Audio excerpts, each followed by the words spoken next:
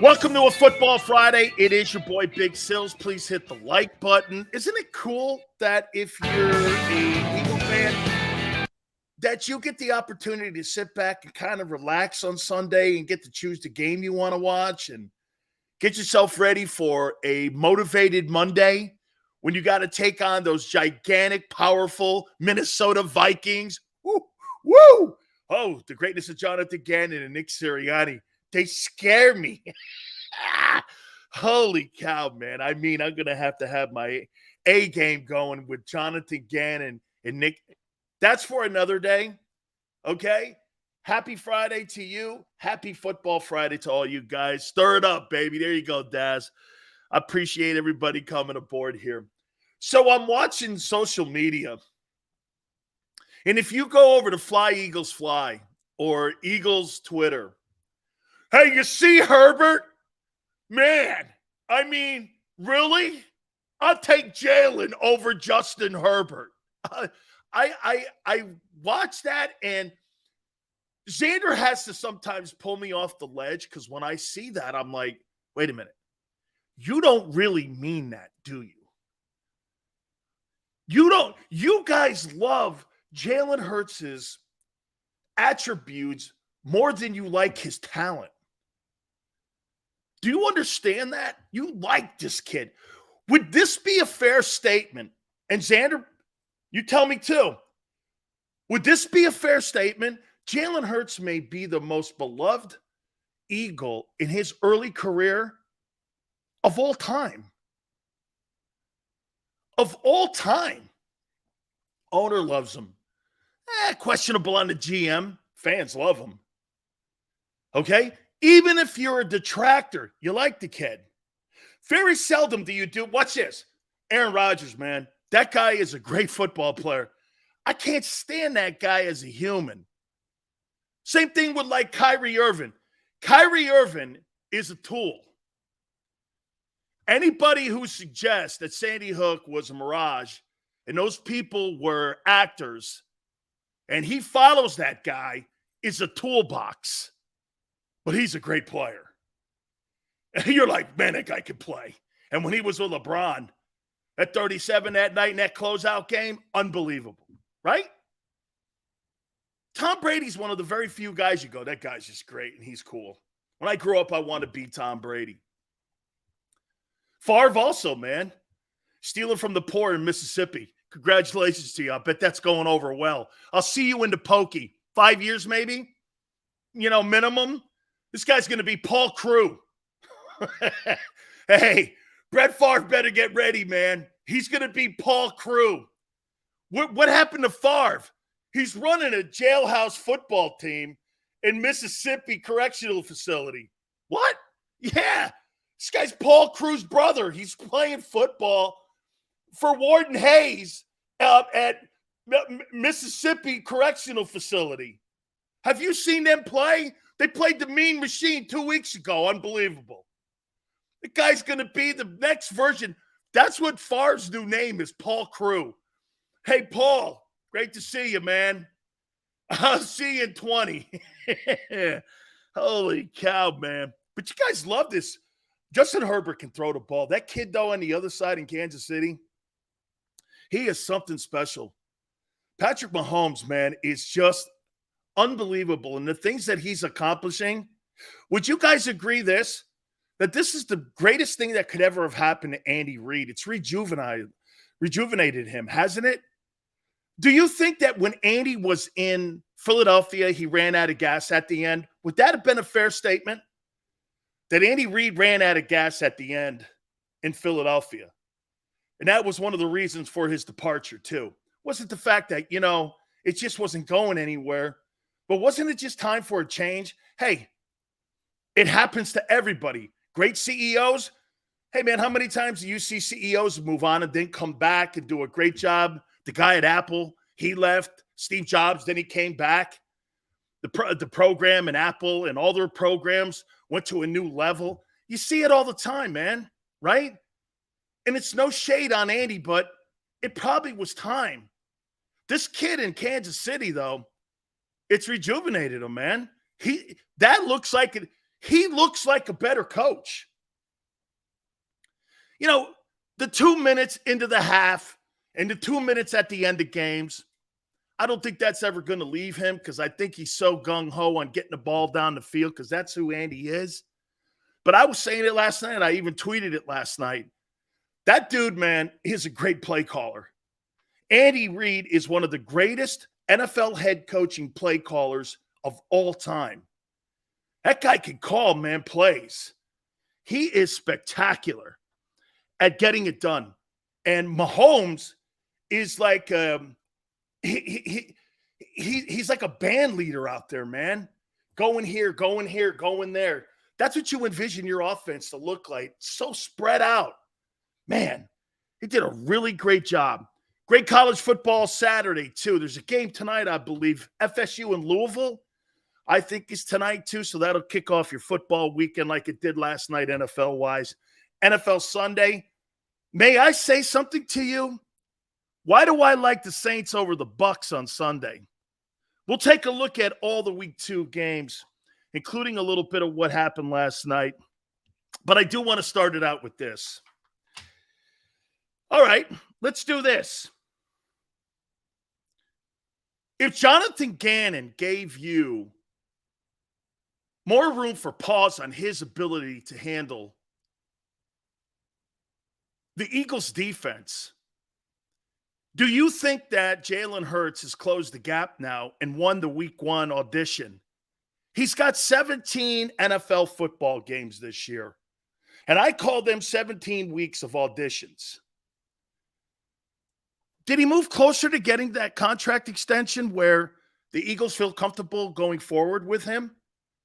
Do you feel better about him today after the Week 1 game than you did prior to him going into that game? And I'm not just talking about him doing this. Hey, let's wait and see.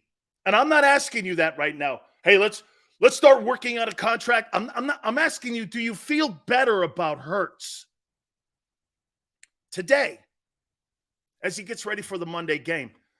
That could change, right? That could change a little bit after Monday. I'm not holding your feet to the fire here. GT says yes. Let's see if he can beat good teams. That's a great take, and that's a right take. But again, you got to still beat the teams in front of you to build up the equity to get to a game like that. It's a big game because the Eagles won against the Lions.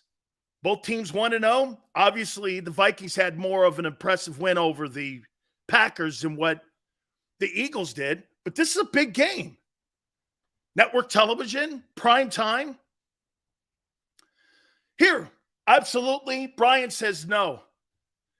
Am I the biggest Jalen Hurts detractor? I would think I am. I feel better about it. I feel better about him, and I feel more comfortable with him going into Week 2, if that means anything to you. I went back, and again, like I said, I watched that game a couple times. There were things in the game that I really was impressed with him on, and I've pointed some of these out to you already. The sacrificing of his personal stats to not take minus yards. I love that. He didn't get enough credit for that. You notice? Nobody in the media, and everybody was looking at that 56% percentage completion. Even I did on Monday, right? To my fault. Until you go back and you really dissect it. Now, look, am I saying that this guy's Justin Herbert or Patrick Mahomes? Absolutely not. I'm nowhere there. But he found ways to win that game. Wasn't for Hurts. Hey, Hurts was the most important player on the field. It wasn't A.J. Brown. He was the most important player on the field this past Sunday. He's not on the field, they don't win. Actually, they probably get blown out. I feel good about that. I feel real good. I mean, I feel better today. A little bit. I'm not saying that, look, I'm not sold on him. But what I am is he's maturing. Even more so, he's maturing at the position in front of us. That's also growth, my friends. You just don't have to grow with your arm. You can grow maturity-wise in the pocket. Here's a great example of a guy who can't mature in the pocket. Sam Darnold still throws picks. Hey, Justin Herbert still throws picks. That pick 6 last night was the game. Flex says he's not eligible to the offseason. Flex, I know this. I'm talking about us, not management. I'm talking about us. Are you feeling more comfortable with him moving into week 2? I saw maturity is what I'm saying to you. Okay? And you know I'm still a detractor. Frankie says as a player, he's fine. As a long-term quarterback, he has a mountain to climb with less tools than Herbert and Mahomes.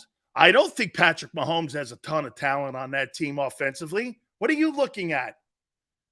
I agree with Justin Herbert, and I think Josh Allen, okay?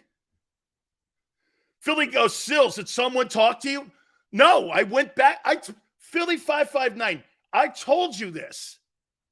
If I start to see improvement in things, I'm going to give the kid credit. I'm not going to take a dump on him.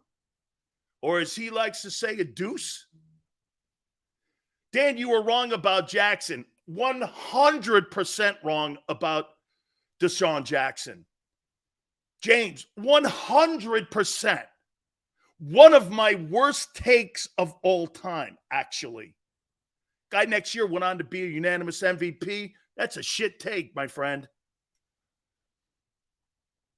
Evan says that all 22 shows he did well. He took that defense and what it gave him, and also, too, what the offensive line couldn't protect him to do. Big Sills, do you ever think we'll be able to trust Howie? No. And you know why? He's involved in too many things. Here's what's going to be the undoing of Howie, Keel. He built something, he'll tear it down. Just like Keel, now I know what happened to your 2017 team. How he destroyed it. He built it. He destroyed it. He can't get out of his own way. You're never going to have Super Bowl contending windows because he can't control himself. Does that make sense? He built that 17 team. He destroyed the 17 team. Being involved with Doug Peterson too much. Being involved in game day situations. Player active on Sunday. He was his own undoing.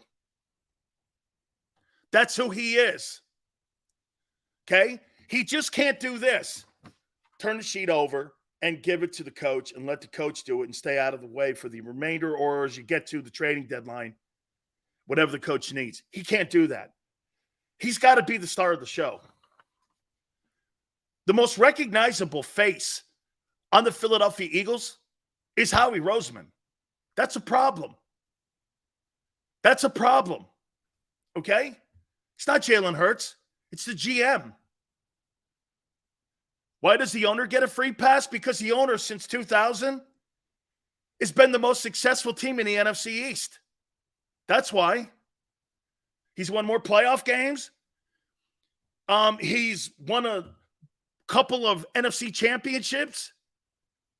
He's won a Super Bowl. I mean, the Giants the last 10 years haven't. I would give it to the Eagles. They've been the most dominant team in the NFC East since 2000. What are you talking about? He's been a success. It's nothing on the owner. It's not on the owner. That's inaccurate. Injuries derailed that team. Really? What about the 4-11 year? What about the year after that? What about how they got to Wentz and fired Doug? That's what I'm talking.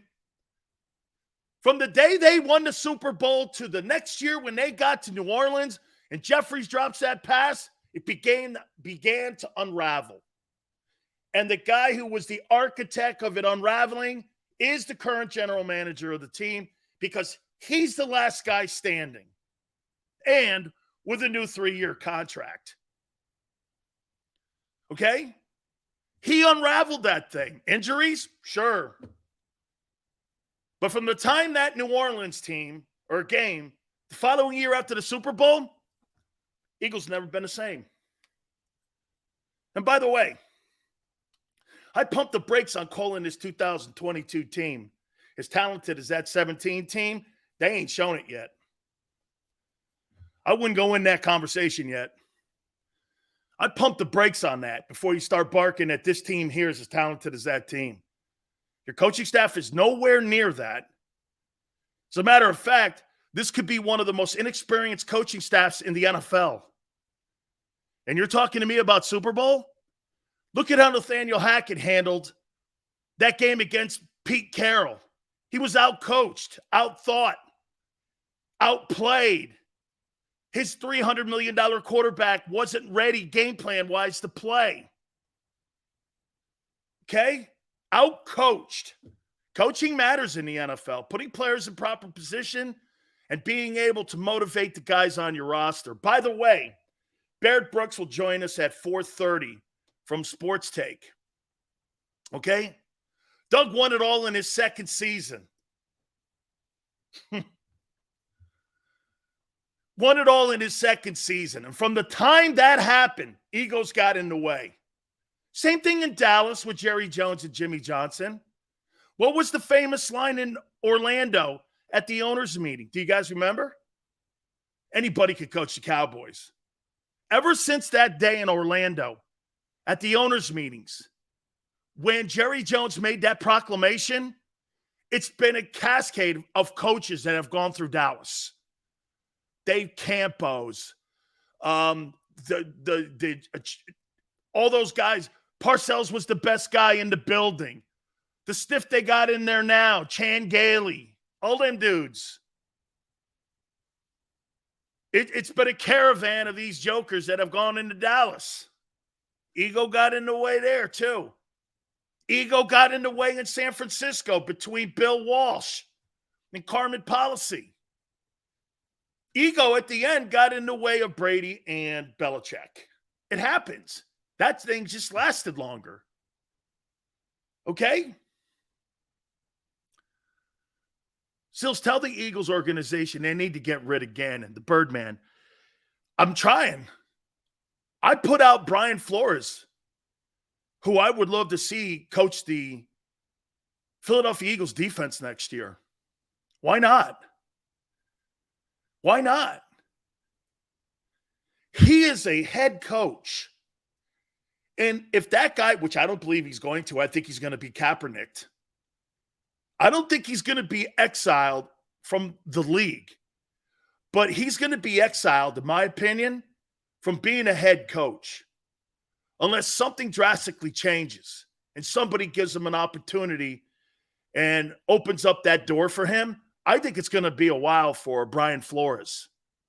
Because you know what those owners are going to think? Brian Flores, he ratted out the owner. Other owners are looking at that and going, you may not like Stephen Ross, the owner of the Dolphins, but he's one of us. You're not one of us. Look at how they protect Daniel Snyder. Daniel Snyder should, if you think the guy in Phoenix shouldn't own a team, Daniel Snyder in Washington shouldn't own a team either. So to me, I don't think, why not get something that is, see, this here is a Warren Buffett move. You're going to get a quality coach. You think Brian Flores is 10 times the defensive coordinator that Jonathan Gannon is? How could you not? I would line up and be one of the people in line at the end of the year and go like this.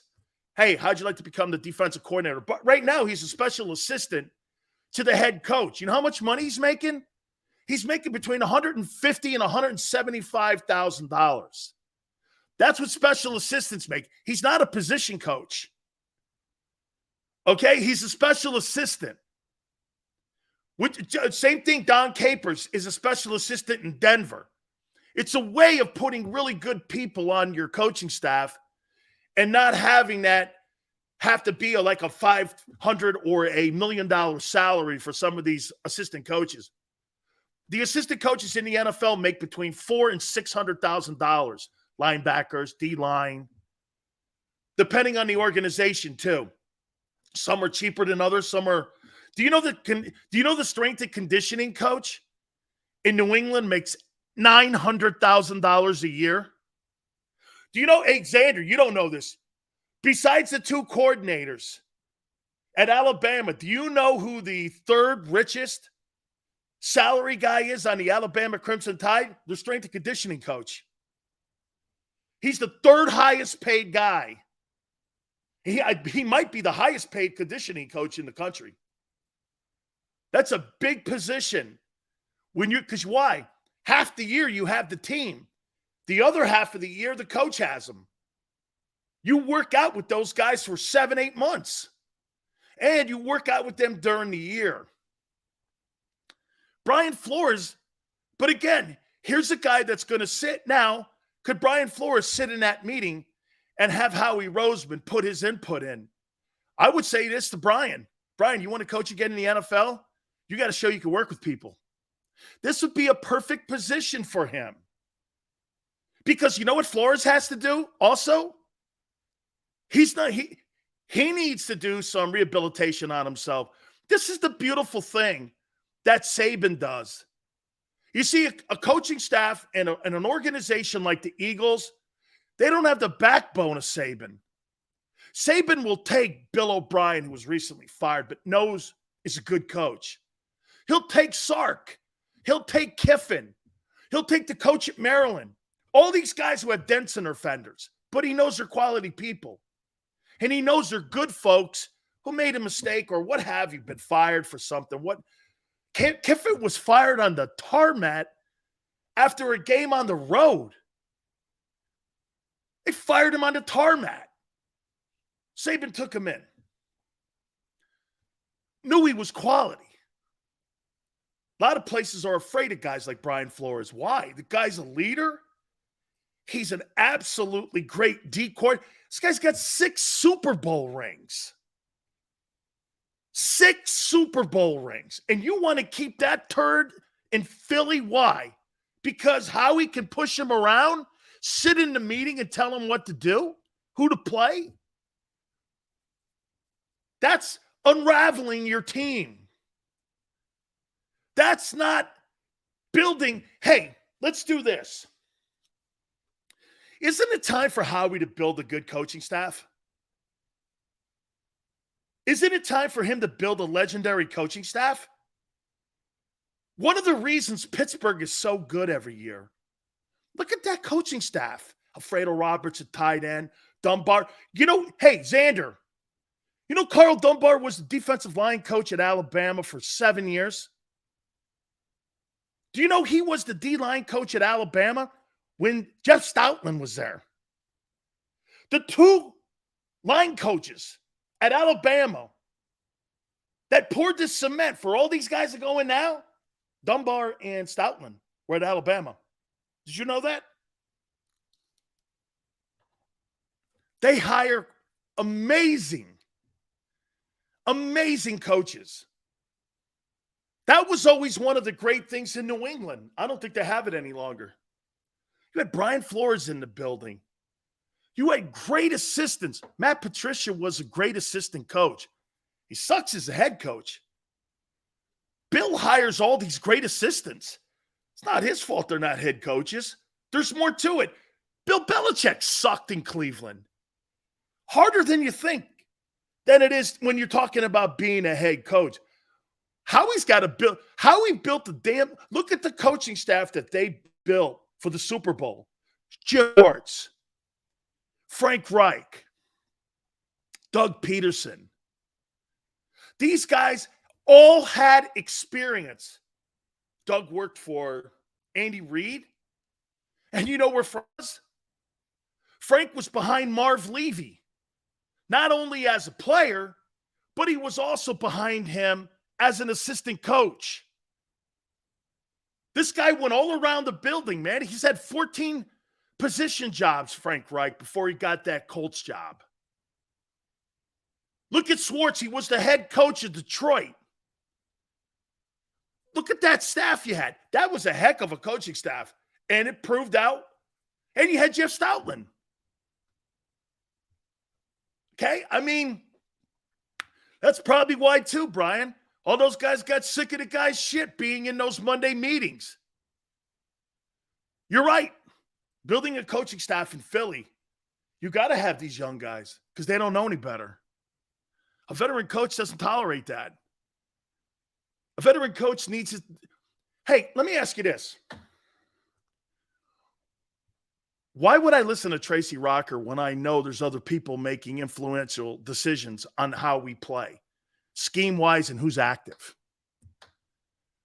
Tracy's just a dude. He's like a hitting instructor, okay? Like a batting coach. It's the players. They're not bought in. They're not bought into the coaching staff. You know, all this work Howie did, why didn't he build a coaching staff? First year DC, first year OC, first year head coach, special teams dudes. Only guy with any kind of salt in there is Jeff Stout. The rest of them, I must think he's at kindergarten class at times. The hell do these guys know? No experience? And when somebody tells me that Nick Sirianni had say in who he hired as assistant coaches, he hasn't been in the league long enough. How would he know? What quality guy could he possibly have worked with or worked under him? He hasn't been in the league long enough. Right? Howie's built this team, and you know why he hasn't built a good coaching staff? He could push the coaching staff around. He's not having Doug Peterson again like that. He's not. And the reason he could build this team, oh my God, Jalen's their boy. He is. It's because of the salary. They could do anything they want salary cap-wise because he makes $1.1 million. I've told you this. You wait till they have to start paying him $35 million. If they get to that point, then we'll see what kind of capologist he is. I'd really like to have seen what he would have done if Wentz had gone on and done some good things, how he would have managed that cap. Still got Alshon Jeffries on that cap at $5.5 million. The restructuring contract so that they can get under the cap if they have to make a move by the trading deadline. I think he's still looking at a safety, maybe some more depth in the running back position or tight end position. I think they're weak in depth at tight end. I think they're weak in depth at safety. Still a position of concern as you're going into the season here. They should never hire. They're not going to hire Seth. They would never look at Seth Joyner, even though he'd be a quality pick to be a D coordinator. Howie would not be able to boss around Seth. You're not going to stop that. You may not, but here, follow me here on Brian Flores. Brian Flores needs some rehab. He's got to prove he can work with an organization if he wants to be a head coach. You just can't go around accusing people of fixing games, racism, and all that stuff and think all of a sudden you're going to land an elite job like the Philadelphia Eagle defensive coordinating job. And if he wants to be a head football coach again, he's got to show he can work in the building, and it was a Stephen Ross deal, not a Brian Flores deal. So if I were him, I would be looking to be a defensive coordinator to build my equity back up again like those coaches did at Alabama, because he's going to need it. If his ego is too big and he thinks he should be a head coach, you'll be waiting on the vine a long time, my friend. That is not going to happen. That is not going to happen. So, people were tweeting at me going, he needs to be, no shit, needs to be a head coach. That ain't happening. You could get a quality guy like that needs to go through career rehab to let others know that, hey, I could be trusted and work with when you're talking running an NFL team. There's no way on the planet Brian Flores will ever be a head football coach again right now, today. Never. In a billion years. Is he qualified? Overqualified. Had massive success, I think, in rebuilding the Dolphins. It's irrelevant. No one trusts him. And when I say no one, those 32 Wolves don't trust him. Isn't it funny One of the only black coaches in the NFL had to bring him in. I didn't see any white coaches bringing him in. And the people that invented the Rooney Rule brought him in. You couldn't have gone to a better place. However, there's no coincidence there. Well, you think other coaches and other places were going to bring him in, Bob Kraft and all these guys who talk about end racing? You don't really believe that in your mind, do you? Remember what I told you? How funny was it last night? And by the way, I kind of like the tomahawk chop. End racism, and they're doing a tomahawk chop at Arrowhead. NFL loves to tell you what you want to hear. Well, let me get going here. I mean, you got to read behind the lines there, and you got to go behind the curtain a little bit here. Okay? Wentz is going to get sacked a lot. They're playing the Lions. Yes, maybe. All right. I want to hit on this here. So wait a minute. You guys all feel good going into Monday's game. And how about this? I'll even do this. I think we should have a weekly audition, and we should have like critics, you and me. It's like a Broadway show. Did Jalen Hurts pass the opening act? Yeah. Yes. Would I come back to that show? Yeah. Yeah. I'm okay with it. He wasn't the issue. He wasn't the issue this past Sunday. So was he okay? Yeah. Going into Minnesota? Tell you what, I think he passed week 1 audition. I'm all right with that. Hey, do I want to see 450 yards and all? Of course we all do. But he's not on the field, they don't win. So, I think he passed audition 1 in week 1. And that gets him into week 2. And you know what he's doing when we're saying this to you? He's building up equity. He keeps putting these weeks together. Pretty soon you're going to start doing this. There's a trend. But I do agree with Daz. You got to win against games. Xander said this 3 weeks ago. This guy's got to win games like Monday. If he's not going to be Justin Herbert, do we all agree? If he's not going to put up numbers like Patrick Mahomes, 7 touchdowns, no interceptions in the first 2 weeks, it's crazy. Okay? He's just crazy. If he's not going to win games like that, he's got to beat the good teams. Okay? Because there's nothing else to gauge him on except empty calorie stats and beating bad teams. That's what he has right now. Jalen Hurts beats bad teams with empty calories as we go into the Monday game. However, those calories will start meaning more if you beat Minnesota. You feel me? All right, hit the like button. Don't forget my good friends over at Morgan & Morgan, where the fee is free, guys. If you're hurt or injured on a job, one of the most important places that you can go to have people defend you and your family when it comes to fair compensation is Morgan & Morgan. Past 30 years, they've collected over $13.5 billion for their clients, which means this. They're there to defend you to the best of their ability. They're the biggest law firm in the country when it comes to getting compensation for their clients. With over 800 attorneys in offices in Philly, New York, and in Florida, nobody intimidates Morgan & Morgan. Like I said, the biggest firm there is in the country. Call them at 800-512-1600. That's 800-512-1600. The call is free. The consultation's free. And when you call them, do me a favor, tell them Dan Sileo sent you. After a car crash, the big insurance companies you see advertising on TV, they may try to downplay your case and might say it's only a fender bender or it's just a herniated disc. I worry that some law firms fall for this BS. Not us. We put ourselves in your shoes and ask, what would it be like to be in your pain for the rest of our lives? $1 million wouldn't be enough for me. There's only one Morgan & Morgan. ForThePeople.com.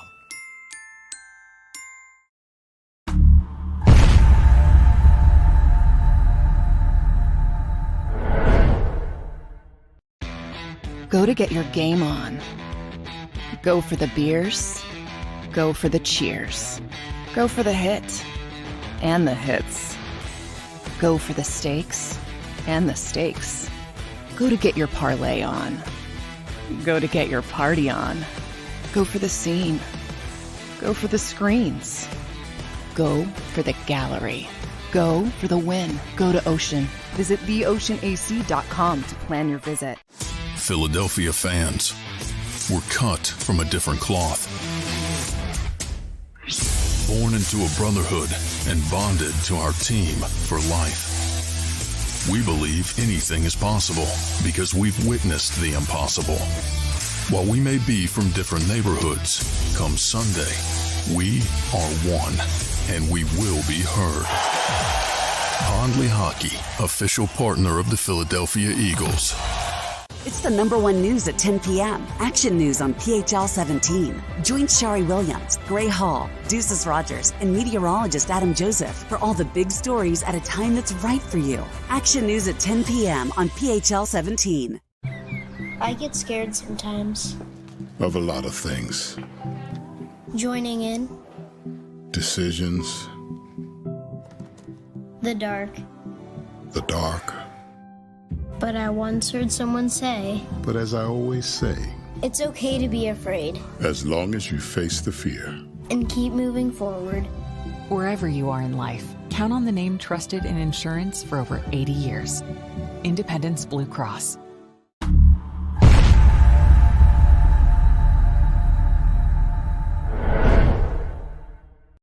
Welcome to Pondley Hockey.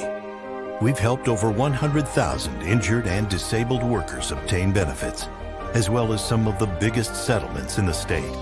If you've been injured at work, give Pondley Hockey a call. Go passionately. Go fearlessly. Go confidently. Go Birds! Go confidently towards your goals with First Trust, Philly's hometown bank for nearly 90 years, and the official bank of the Philadelphia Eagles. We're focused on getting you over the goal line.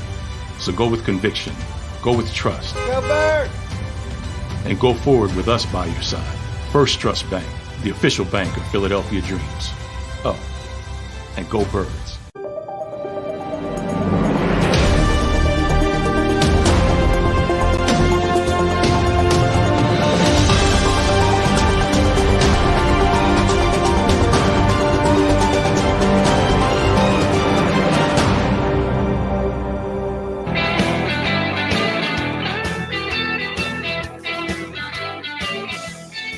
Welcome back. National Football Show. It's your boy Big Sills here. Please hit the like button.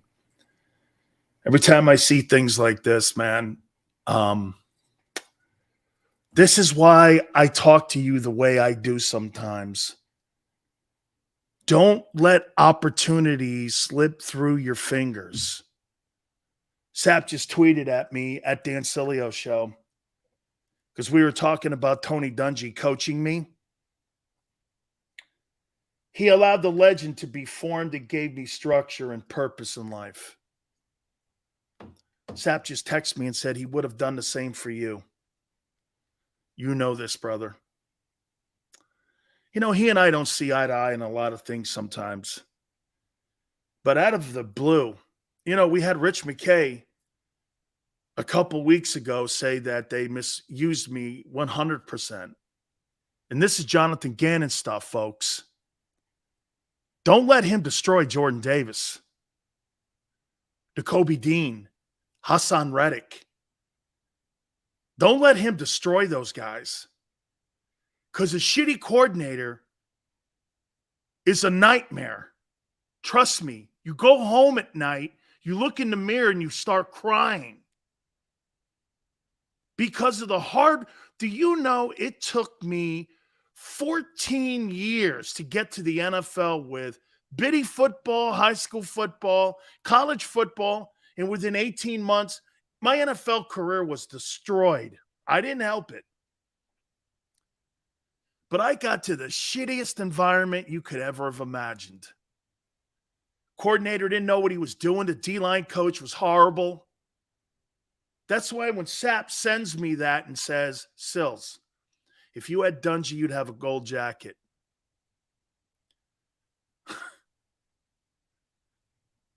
Don't be me.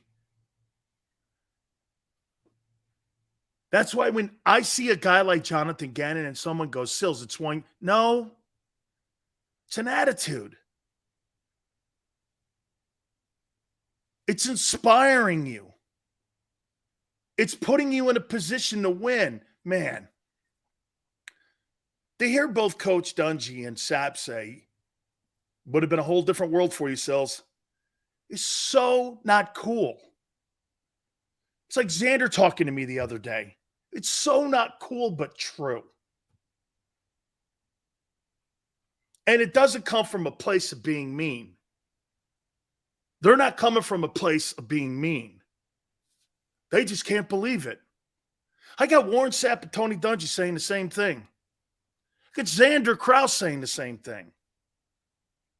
That's a trend. That's why when I talk to you about coaches like this who are not putting kids in right positions to win, I'm coming from a place of experience. You go home and you look at the mirror and you go, what is he asking me exactly? When you ask him a question, he can't answer you. Because this guy is so in love with his system, his way of doing things, he looks at the players as a widget. He looks at you as a widget. Kobe Dean gets 3 reps. Jim Johnson's not having that. They would have found out if that kid could work or not. Dude, you can have bad coaches around. Hey, get this. You can overcome shitty coaches in college because you're just so good. Not in the NFL. You got bad coaches, man. It's glaring. Let me walk it back. I don't know bad coaches and experienced coaches at that level. Does that make sense? That's how I see it. By the way, top of the hour, we'll take a look at week 2 of the NFL. Sills, your shirt is inside out. Did you know that? Yes, I did. I do that on purpose sometimes, my friend. Yes. Great observation. You're hired. Gannon won't be here next year. He'll be either a head coach. That's scary. Or out of a job. We just got one more season here with this BS. I believe that too. I think they'll move on from him. Either way, they'll move on from him. Okay? They'll move on from him. All right, let's move on to this topic here. Barrett Brooks, 4:30 Eastern time. What NFC East team do you think is the biggest threat to the Eagles in the division? Giants? By the way, I think the Giants are going to be 2-0. I buried the lead a little bit because I also have scores here that I'm going to predict. But I think they're going to be 2-0 after this weekend. And there's a little juice to them. I'm not saying Daniel Jones is fixed because I don't think he can fix him. But their O-line looks better. They're run blocking better. They're playing better defense. Okay? They are. They're playing better defense. I thought their special teams were really good. So I think the Giants look improved. Not better, but improved. They scored 17 points a game last year. You know, I can't get a pulse on Washington yet. Detroit's going to give me more of a pulse on Washington. Dallas, I think they're dead. Now, if Cooper Rush does something incredible against Cincinnati this weekend, I think they're 6.5 or 7.5 point underdogs in that game. I think at home, too, to the Bengals. I mean, I don't know. I think that team is in a whole lot of trouble. And I'll say this even to you, too. I really didn't think Dak Prescott, prior to him getting hurt, I didn't think he was really playing all that hot himself. The Cowboys didn't look very good to me prior to the guy getting hurt. Okay? Washington. Miles has to continue to improve. You know what, Manster? I think Miles has to continue to be consistent. Does that mean, Tony says Washington will beat Detroit. If you think otherwise, I think Detroit is a good football team. I think they're much improved. I do. East Camden says Dallas. The Commanders almost lost to Jacksonville. We almost lost to the Lions. Literally anything can happen in this division, says Anthony. So far, you're not wrong. I heard Wentz is out because he got a hangnail. Way to go, Eagle man. Even though the Commies struggled with the Jags on the worst team, one of the worst teams in the NFL. And that worst team in the NFL last year beat the Colts. And their Doug Peterson coaches them. I don't think the Jags are horrible. They're just not. Watch this. I don't think they're horrible. I just don't think they're very good. Tony says Wentz elite quarterback play. 4 TDs and 300 yards. Those are elite numbers. He's not elite, though. Look at Jesse. The Eagles is our biggest threat. Our own undoing. That's a great take. It was only week 1. Relax. Nobody's upset. It's a question.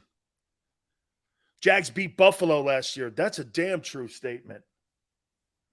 If the Cowboys beat the Bengals, what does that say about Burrow? Nothing. It says that they didn't fix their O-line. He was annihilated last week, too. If 17 carries a year or a game for Jalen Hurts, and I'm saying Jalen won't make the season, you keep getting Burrow sacked the way you're getting like you did in week 1, he won't make the season either. Let's be fair to that, too. Burrow keeps getting knocked around like that, it'll be a very short career. Cincinnati can't defend him. They can't protect him. Cincinnati, since they drafted Joe Burrow, he's had a knee surgery. He's had off-season surgery. He has been knocked around and the most sacked player in the league. You got to protect him. Why don't you think Cincinnati can protect him? Because they're cheap. Even with the amount of money they spend in the O-line.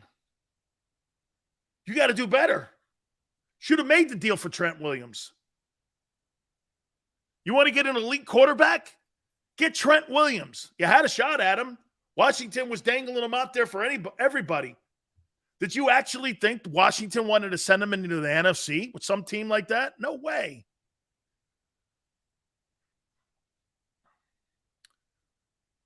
Look at Andrew Luck. Andrew Luck had a short career because he played with reckless abandon and the Colts couldn't protect him. Absolutely. Absolutely, man. Andrew Luck is not in the NFL today because of the amount of punishment he took in Indianapolis. That's a fact, for sure. I don't want Hurts getting sacked like Joe. So happy he's got wheels. Yeah, but it doesn't matter, GT. Those 17 carries might as well have been sacks. Don't you get it? GT. Burrow was sacked maybe 5 times. Took less punishment than what Jalen did. Those 17 carries, what, you think they just what? Kind of like pillow tackled him? They hit him like a back. And some of those were late. He took more punishment than what Joe Burrow did. With the way that he plays the game. You could be sacked 5 times in a game and you're a standard backup quarterback, drop back kid, and get sacked 3-4 times. You're Jalen Hurts and get sacked none, but you run 17 times. What's the difference? Okay, not all 17. What's the difference then? What's the difference between Burrow's punishment, Herbert's punishment, or Hurts' punishment? Hurts' is almost self-inflicted because he has to. I don't want my quarterback getting hit. This is the war of attrition. Okay? This is war of attrition. GT, I'm not saying about moving chains. I'm talking about punishment that your guy takes. There's no difference from a guy getting sacked 5 times or 3 times than a guy getting sacked 17 or a guy running the ball 17 times. You're both taking extreme punishment in the same process.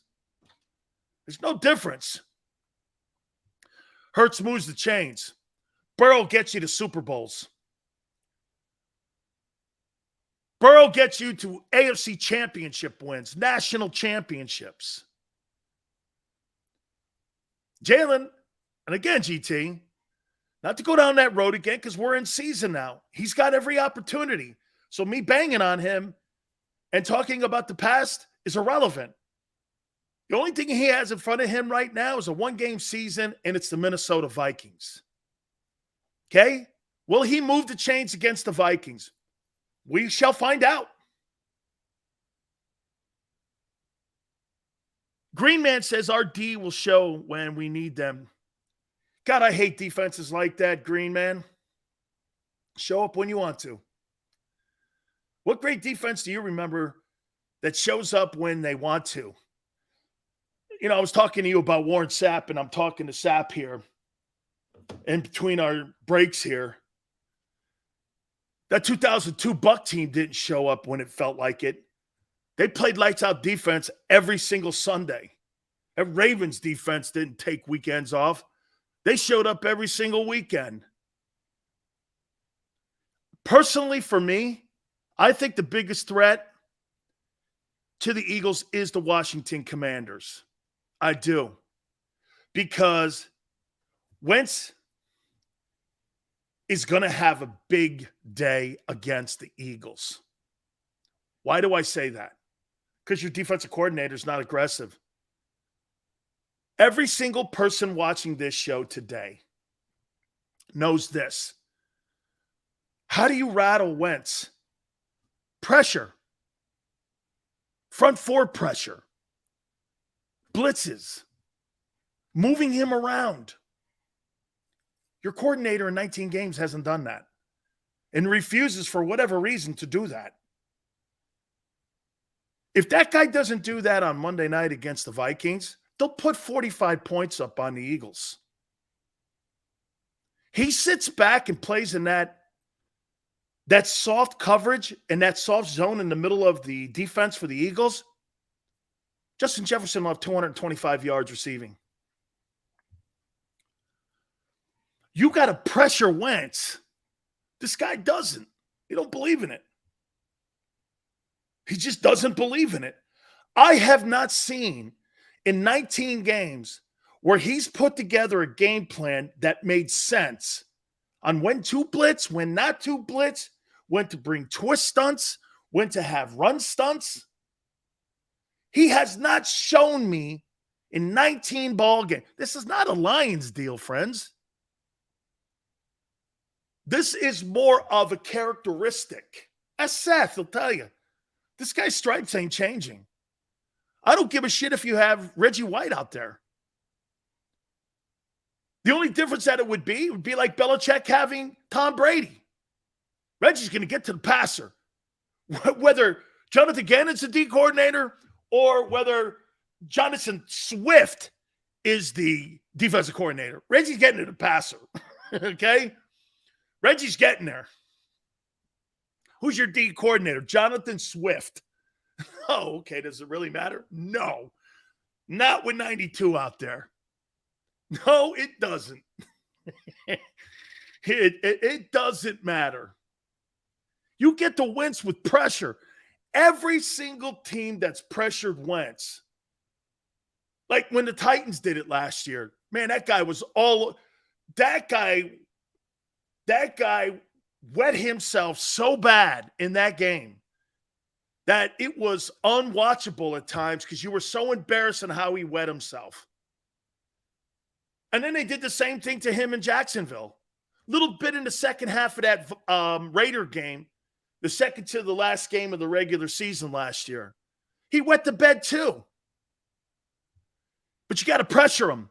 If Gannon doesn't pressure Carson Wentz will throw for 354 yards against the Eagles in week 3. Absolutely. Because last year, he played well against good teams. And those teams didn't pressure him. You know why? They couldn't, because Jonathan Taylor was running crazy. Jonathan Taylor and that offensive attack they had, the kid had 1,810 yards. You got to keep an eyeball on his ass. That's what made Wentz have such good statistical numbers a year ago.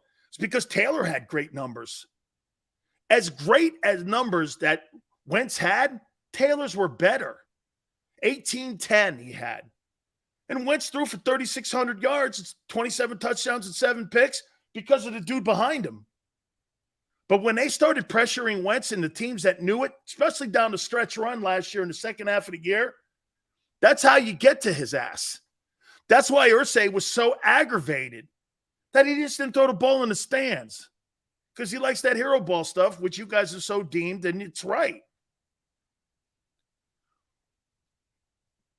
Dome says that Wentz is a bum. Wentz didn't have bum numbers last year. You're wrong, man. And he owns every passing record, single season-wise, in your franchise's history.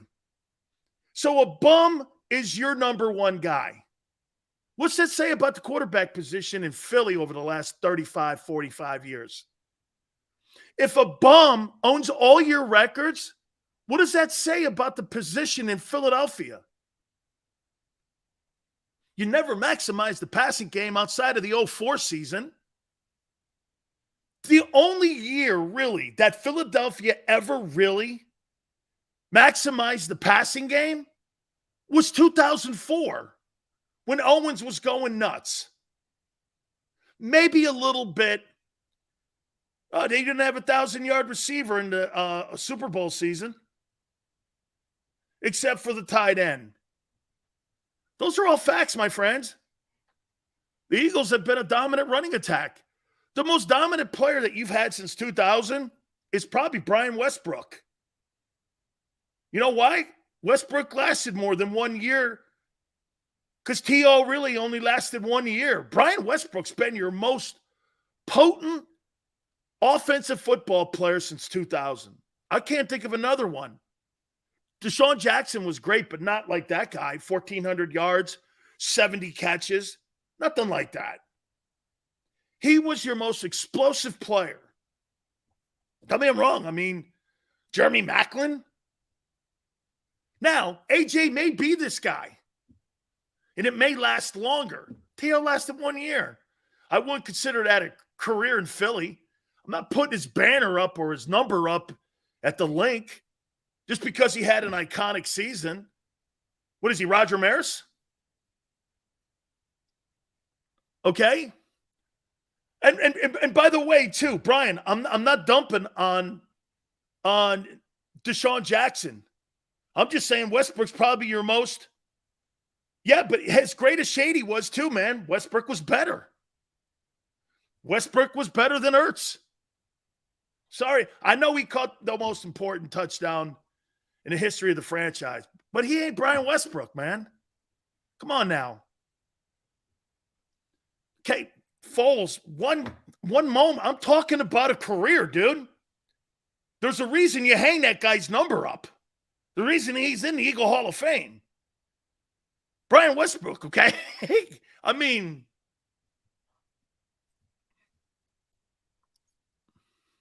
and now there could be a shot here. So you guys keep saying to me that Wentz sucks. All right, well, he's your single-season passing leader. Gary goes, our best offensive player was a running back. Yeah, but he did more than that too, Gary. You know that full well. Okay? You know that. Hey, and as much as you loved all those guys, Joe Horn and Isaac Bruce with Kurt Warner, Marshall Faulk was the guy. Marshall Faulk, that offense went through Marshall Faulk, man. That Rams team. Emmett, that went through Emmett, that Dallas dynasty. Went through Emmett. And that old line. Right? Hurts 0. I bet you that number by the end of the year won't be what that is. Last year, he threw 7 picks. Your boy threw 16. We'll see after Monday, my friend. Live. We'll see. You know what? He's got to throw it in the air, too. You got to get the ball in the air. That team was deadly. Westbrook was our best running back, and McNabb was our best quarterback in history. Yes. Yes. And McNabb was the most pettiest player in Eagle history. I want to look at week 2 of the NFL a little bit more as we get into week number 2 of the NFL. And also, too, how I would attack the Vikings offense and how I would attack the Vikings defense. Barrett Brooks is also in hour number 2, 4:30 Eastern. Keep it here. Hit the like button. Keep it here on the National Football Show.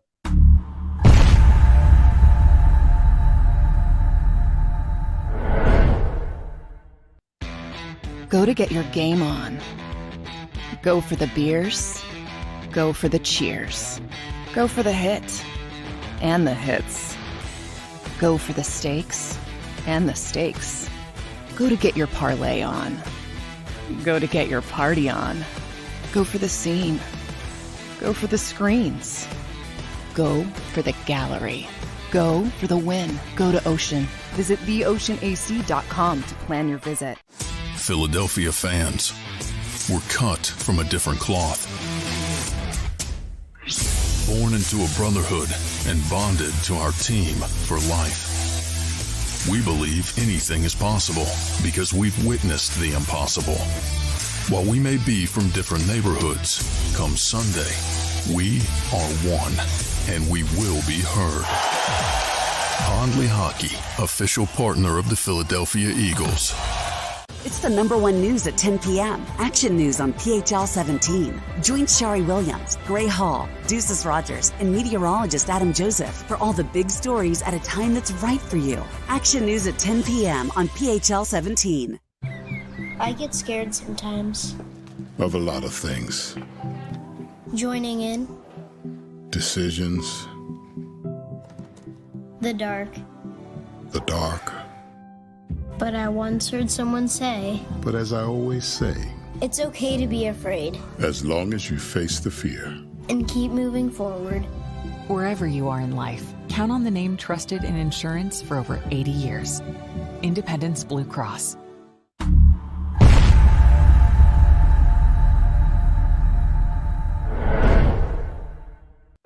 Welcome to Pondley Hockey. We've helped over 100,000 injured and disabled workers obtain benefits, as well as some of the biggest settlements in the state. If you've been injured at work, give Pondley Hockey a call. Go passionately. Go fearlessly. Go confidently. Go Birds! Go confidently towards your goals with First Trust, Philly's hometown bank for nearly 90 years, and the official bank of the Philadelphia Eagles. We're focused on getting you over the goal line. So go with conviction, go with trust, Go Birds! and go forward with us by your side. First Trust Bank, the official bank of Philadelphia dreams. Oh, and go Birds.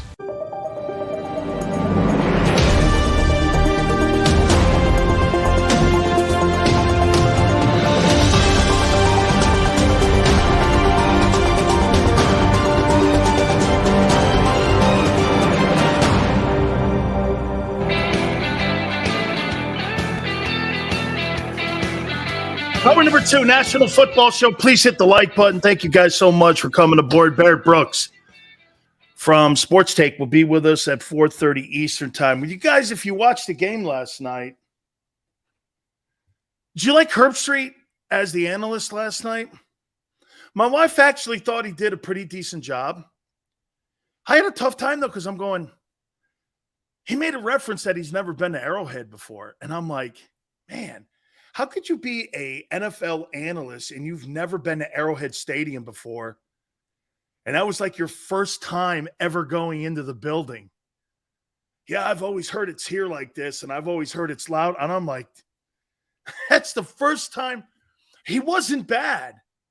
I didn't think he was bad, but I was like, it was weird. It was like, he's great at college football. I love listening to him at college football, but as a pro analyst, I couldn't get over the fact this guy never even put a professional football helmet on before. And I'm like, I don't know, but and my wife's like, he did a really good job. I was like, okay. I know Michael's missed that 74-yard punt. I was like, Big Pickett says Amazon was good like NBC to me. Herb Street, college guy. It just came off. By the way, I thought the broadcast was good. I watched it. I didn't think it was over the top bad. I mean, I've seen over the top bad. ESPN, that Sunday show they have is brutal. I stopped watching it like about 4 years ago.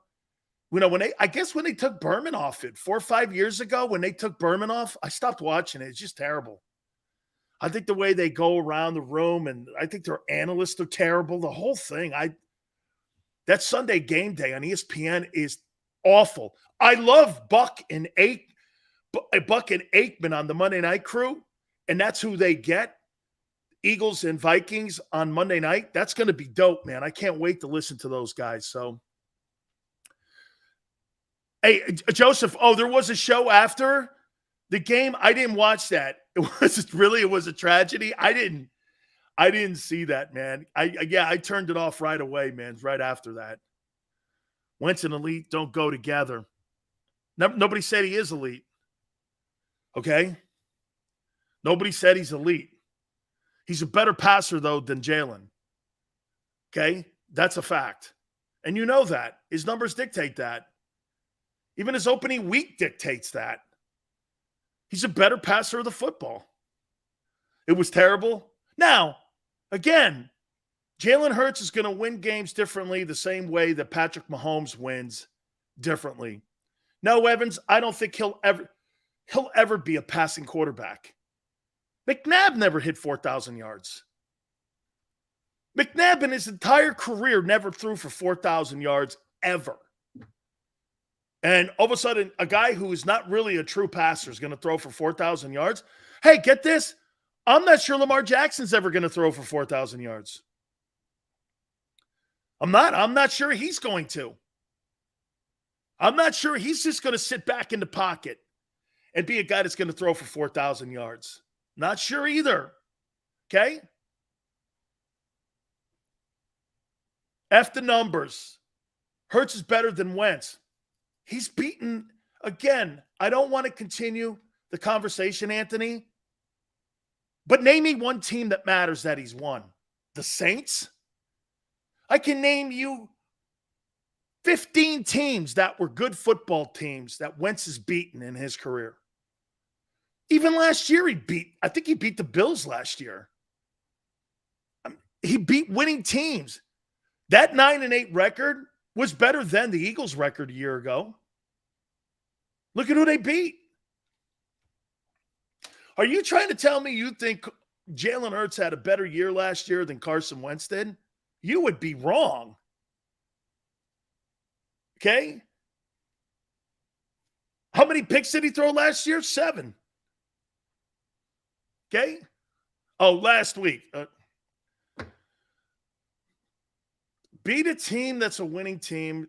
Again, I'm going to end it because Monday, that's coming. We're going to find out if he can beat a winning team. This will be the first test. It'll be the first test. And GT, you know what? Since you called me out on it yesterday, I don't believe the Eagles are beating the Vikings on Monday night. My question is whether or not it's going to be close. And I'm figuring that out now. Okay? There's no way they're beating that Vikings team on Monday. Not with that performance on defense. Did you hear what I said? With defense. That's what I'm talking about. I'm not talking about Jalen. I'm talking about your boy on the other side. The biggest question mark on the Philadelphia Eagles football team is not Jalen Hurts. It's your D coordinator. Okay? I don't think that coordinator's good enough to stop Justin Jefferson. I do not. He doesn't believe in pressure. Kirk Cousins can't take pressure. You're going against a D coordinator that doesn't bring pressure. So all of a sudden, he's going to come out of who he's been the last 19 games and beat Buddy Ryan Monday night. Really? I want to see it. I want to see it. Okay? I want to see it.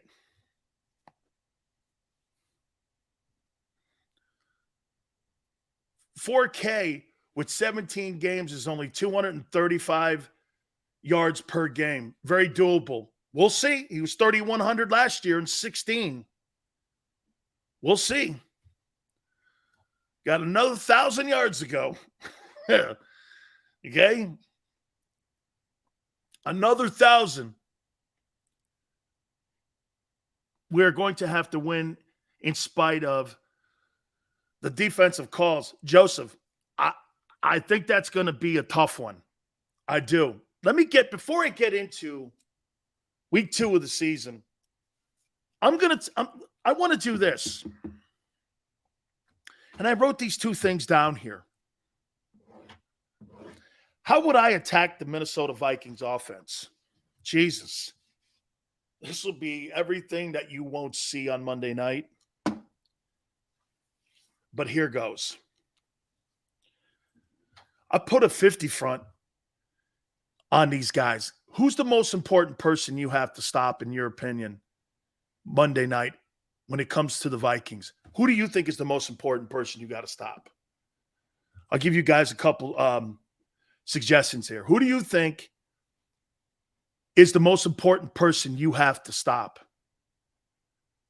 You clowned Wentz for losing to Jacksonville with a playoff spot on the line. I did. I never said he's elite. Okay?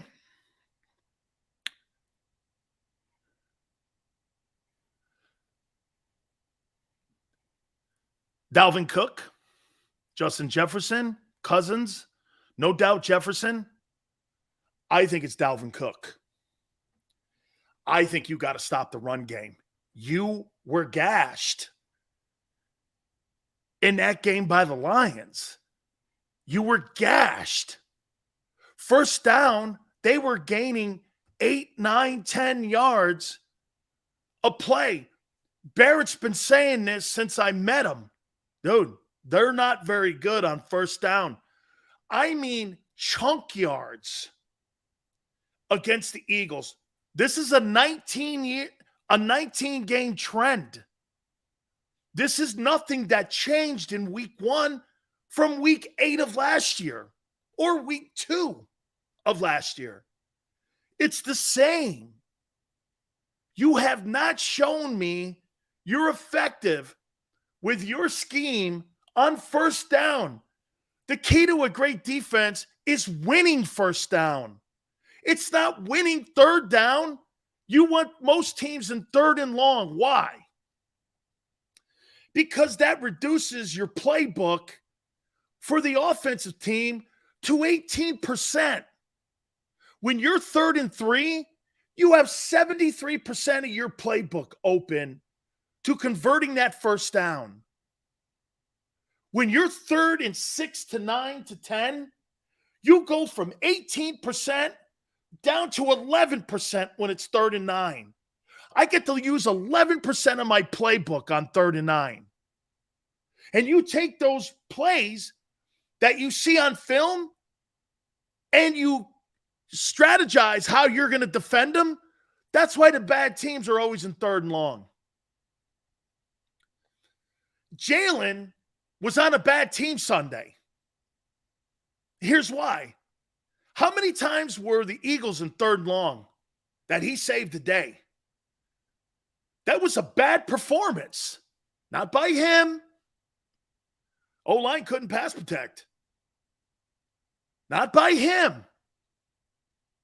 Not by him. What was it, 10 times? 3rd and long, 3rd and 12? Jesus, criminy. That's a drop-back quarterback who's not an elite guy. Sam Darnold murdered. The Lions would have beat that team 44-10 if Jalen doesn't break out like that and keep the drives extended. Okay? I mean, dude. So here's when you attack that offense and you got a guy like Cousins and you got a guy like Cook and you got Jefferson, you have the three components to move the chains and being a versatile offense. You got a 4,500.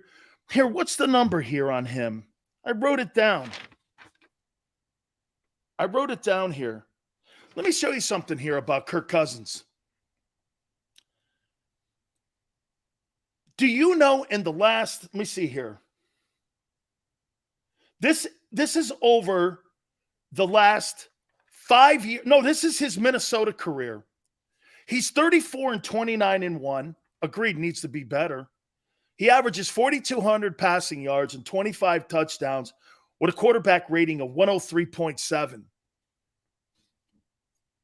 That's elite. 103.7 since he's been in Minnesota. 4,200 passing yards. 25 interceptions to 7 picks. His entire 5 years in Minnesota. That's elite, friends. That's not dog shit. You'd be hard-pressed to find very many teams not with the names of Brady and Rodgers that can duplicate that number. I agree. The number of wins is not there. But you're making it sound like everybody wins in this league. It's not true. It's been Brady and Mahomes. They've been the dominant ones. You got to stop the run. Okay? You got to stop that run. One of the biggest priorities that Jonathan Gannon has to do, there's 2 of them. You have got to stop the run, and my God almighty, man, you cannot play soft coverages on that passing attack. Okay? Didn't he lose to Cooper Rush in prime time? Who gives a shit about last year? They just annihilated the Packers. Give me a break. I don't care. Didn't Jalen not beat anybody that mattered last year? Honestly, you want to go there? Jalen Hurts did not have a good season last year, my guys. He didn't. That's not an NFL quarterback in what he did a year ago. They want more. You all want more. You said it. That season he had a year ago, Tyrod Taylor. That wasn't elite. Not even near good. It's fair. I give a grade on Jalen's year, C+. Yeah, and Cousins had the least amount of interceptions of all starting quarterbacks with over 450 attempts last year. The entire offense had the least amount of turnovers. It wasn't because of him. You talking like Cousins sucks, and you haven't had but one 4,000-yard passer, and this guy's done it 6 of the last 9 years. You guys are nuts. You guys are nuts, man. You don't know what good quarterbacking looks like.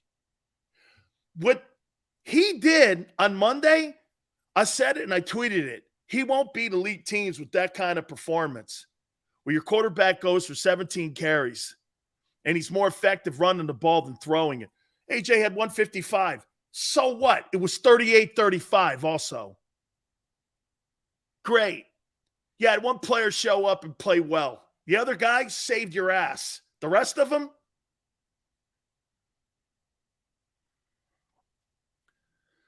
So if you're going to attack this offense, press coverage. You got to press them. You got to get guys over the top to help deep third too. You can't let Justin Jefferson run around in the middle of the pile and in the middle of the field like you allowed some of those nobody wide receivers in Detroit to do. He'll eat the hell out of you, man. Okay? Packers wide receivers dropped a ton of passes. Go watch the film. I don't give a shit. Again, that comes off like the guys who always say this. I hear Bayless do this. Well, last night, Mahomes threw 2 passes that the Charger guys should have caught. They should have been picks. Yeah, but they weren't. Talk to me about reality, not what should have or might happen or what Should have had. That has nothing to do with anything. Zero. Well, they drop passes. And it's called football. People drop passes. People throw passes to other players. People get sacked. It's football.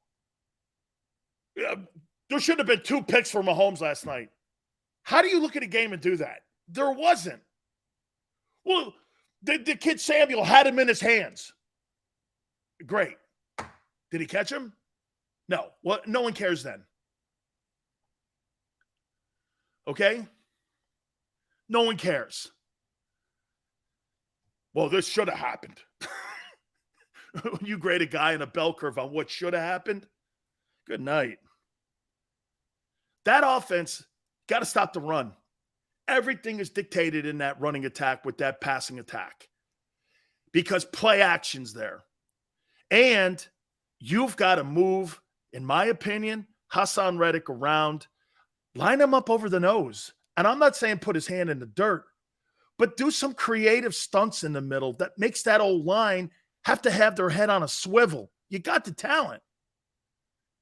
Move him around and give him freedom to be able to make that decision himself. Where do you think you should pass rush? Put it in the player's hand.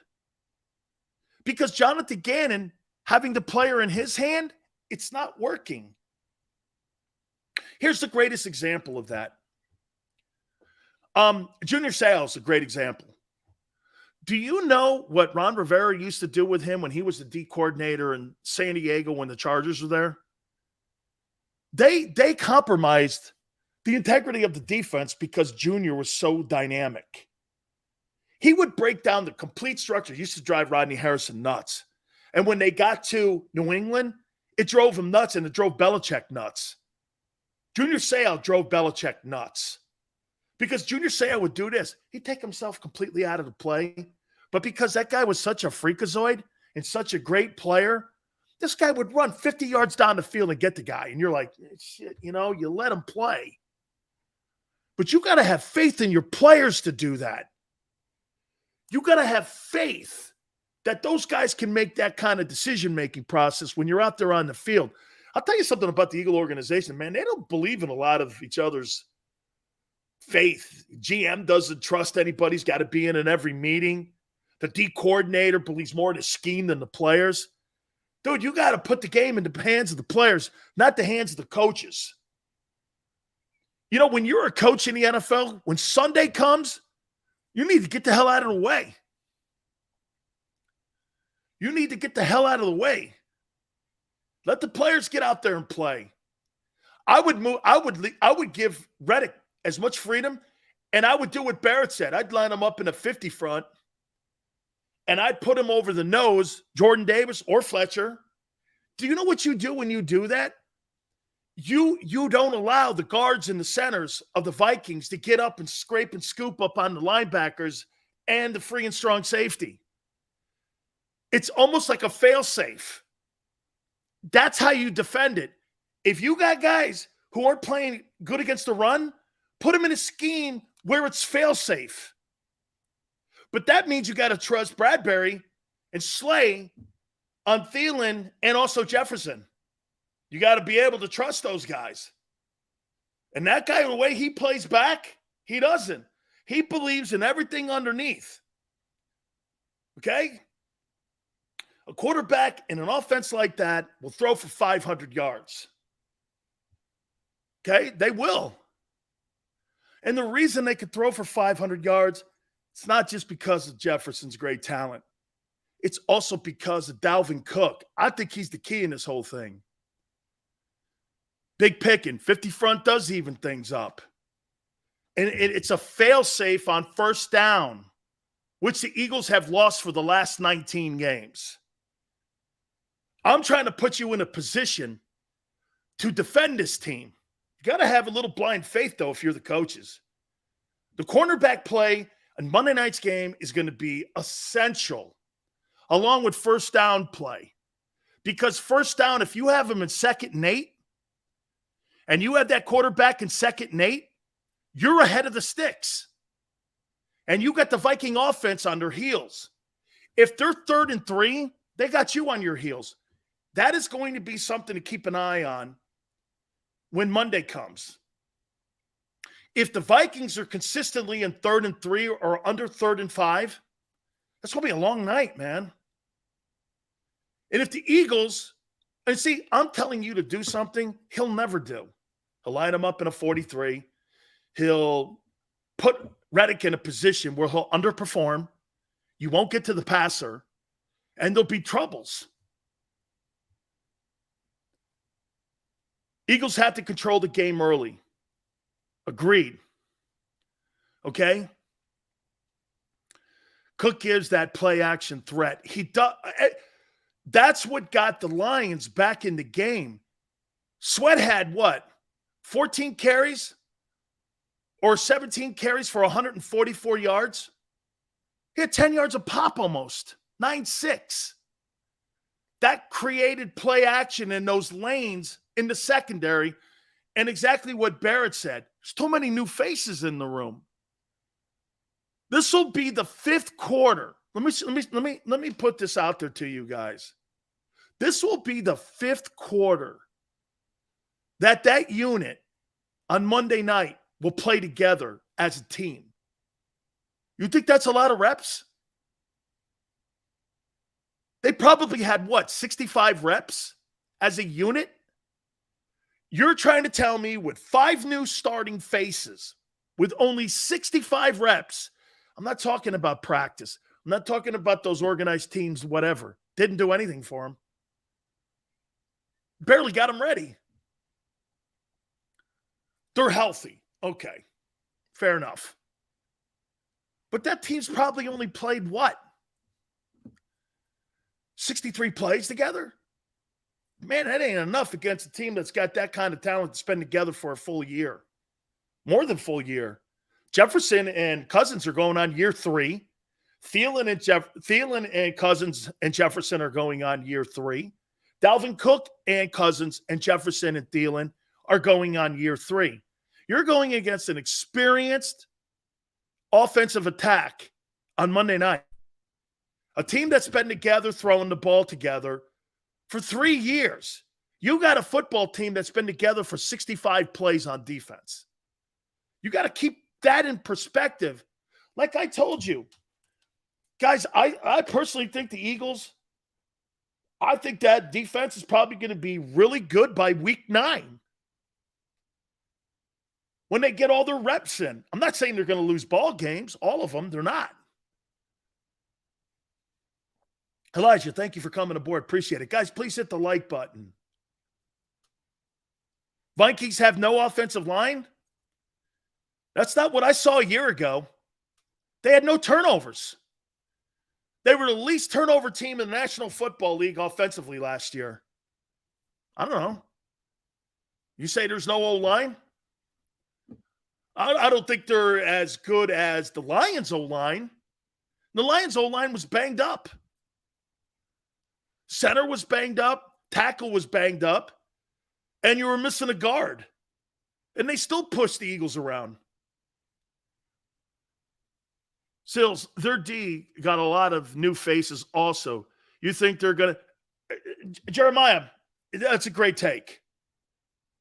Anytime that you add new faces to a team and you start adding multiple faces to a starting unit, you're going to have communication issues, especially when you don't practice. Helmets and shorts, not good enough. Drawing it up on a chalkboard, okay, that works a little bit. It does. Yeah, that's when you got Tom Brady and Byron Leftwich and Bruce Arians in the building. Not training wheel coaches. You know, people go, well, Brady went down to Tampa and won a Super Bowl on a Zoom conference call. Yeah, Brady, Arians, who's got 3 rings himself, being a coordinator in Pittsburgh. I mean, he was probably in Pittsburgh with Barrett. I mean, right? And you got Byron Leftwich, who's going to be a head football. He was offered the Jags job. He didn't want it. because he didn't want Trent Baalke in the building. You got a lot of good coaches there. You got a former player, too, and Leftwich as the OC.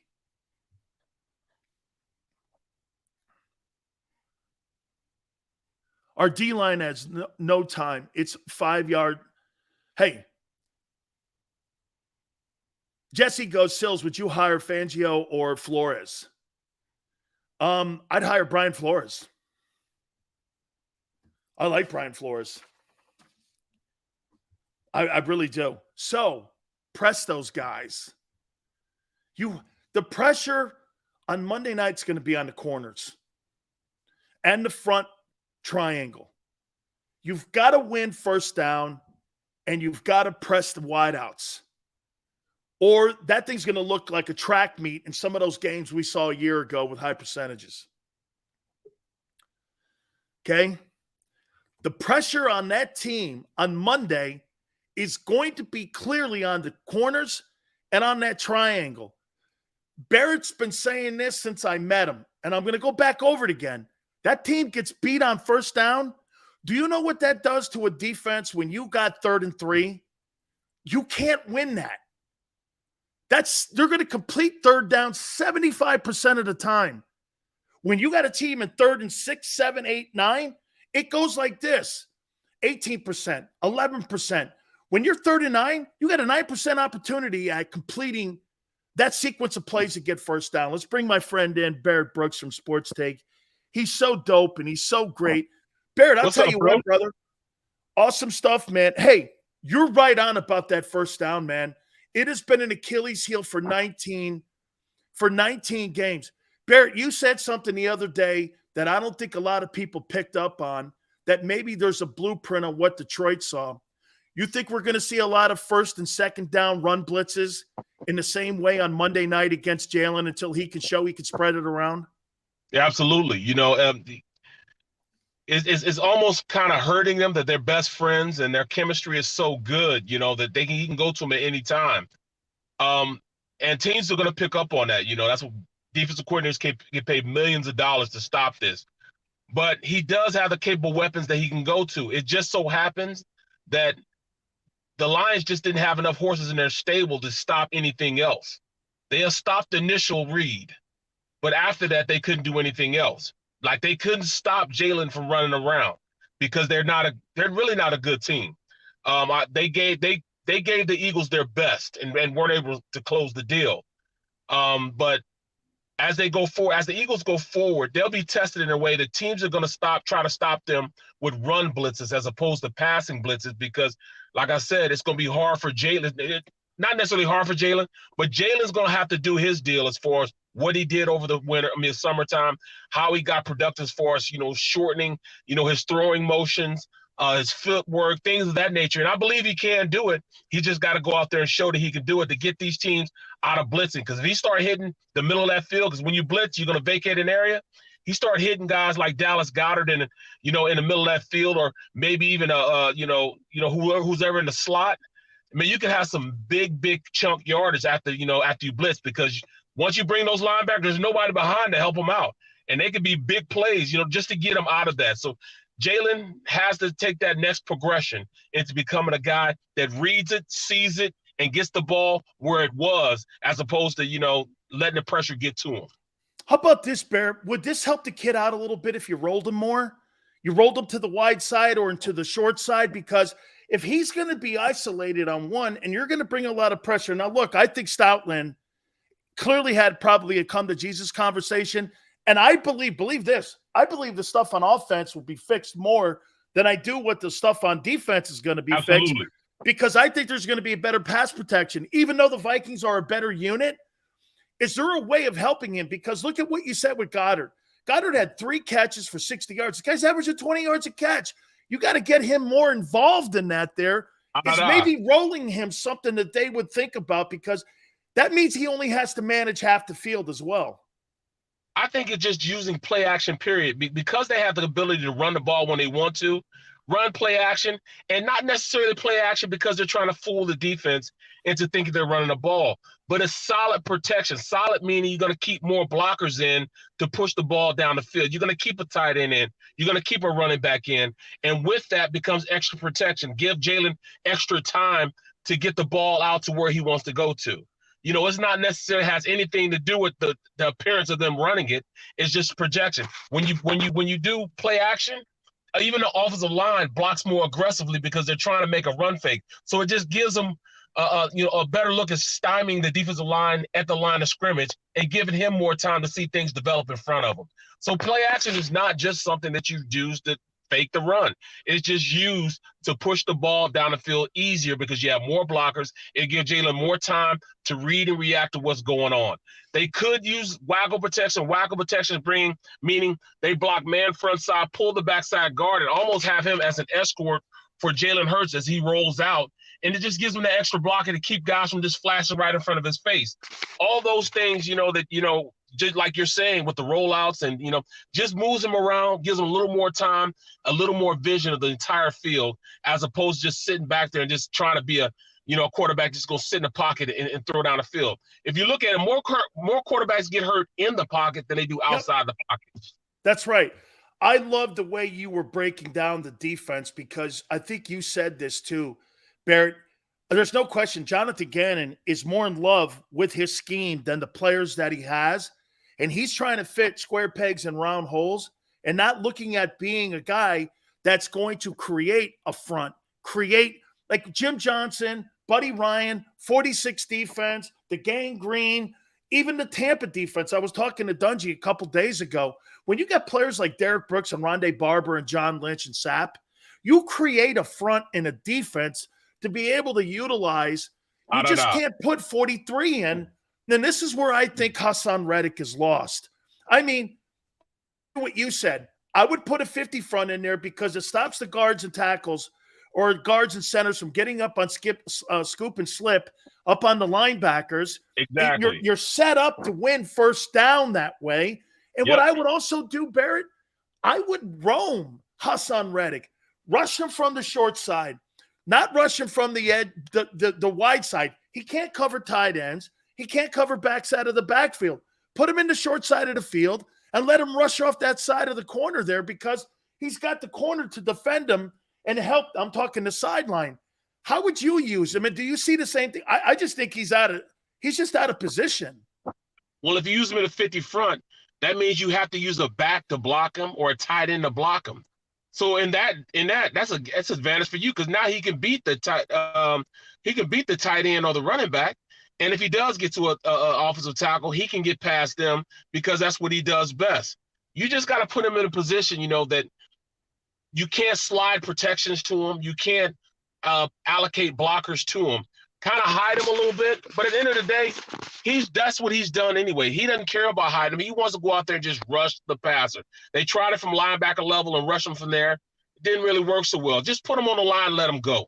Just let him go. If you want him to go out there and produce, just let him go. See what he does first as far as one-on-one with the tackle before you start being innovative and putting him, wherever you want to put him.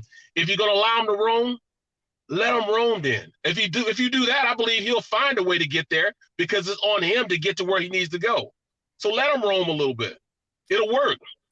Couple last questions here for you. I was talking about a guy like Brian Flores and what kind of influence that he would have on a defense like that. I don't know if that would be somebody that would fit into this system if this thing goes the way. And again, Barrett, I think you and me are looking at Jonathan Gannon, not on the Lions game. We're looking at the last 19 games. And we're looking at really trends. You and I are trend guys.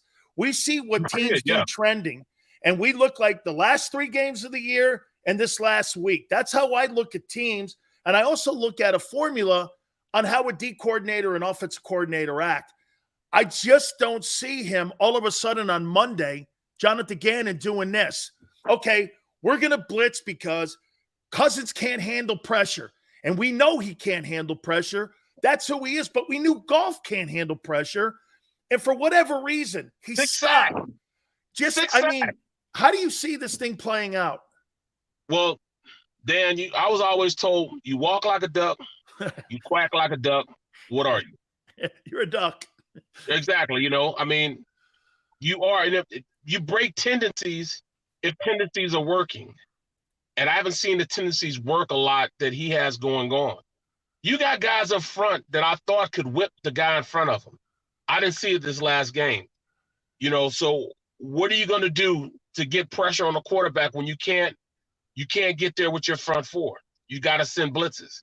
Is he scared to blitz? I wouldn't think so, because he has actually 3 good corners out there that can cover. Sometimes you got to let those guys get up in somebody's face and just cover.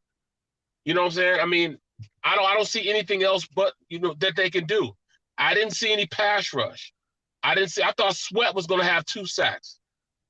He didn't have any. He didn't even sniff the quarterback. I thought BG was going to give me a couple sacks. He didn't sniff the quarterback either. Even Hargrave, who I thought, he was, tied for most sacks on the team last year, he didn't piss a drop. So I'm trying to figure out where can they stimulate pressure to the quarterback. I don't know.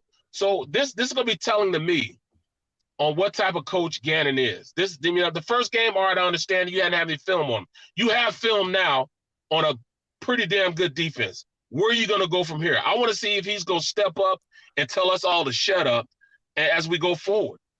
That's the only way I can see it. You either get up and make things happen, or you're going to tend to be who you are, a bend but don't break type of guy. Last question for you here. And to that point, don't you think, certain coaches, you and I have been around like this. Hey, look, man, I want to play the 3 technique. Do you think I could cheat over a little bit to a head up? Because I can handle the guy, and I'm allowed, instead of playing on a 3 technique, maybe I want to go more towards a 0 technique where I can handle the guy so I can handle the A gap and the B gap. Would you be cool with that? They would say this: hey, make sure you tell the guy behind you. Make sure the guy tells behind you and then behind you. You got 5 new starters in that line. How much of a communication issue do you think it's been?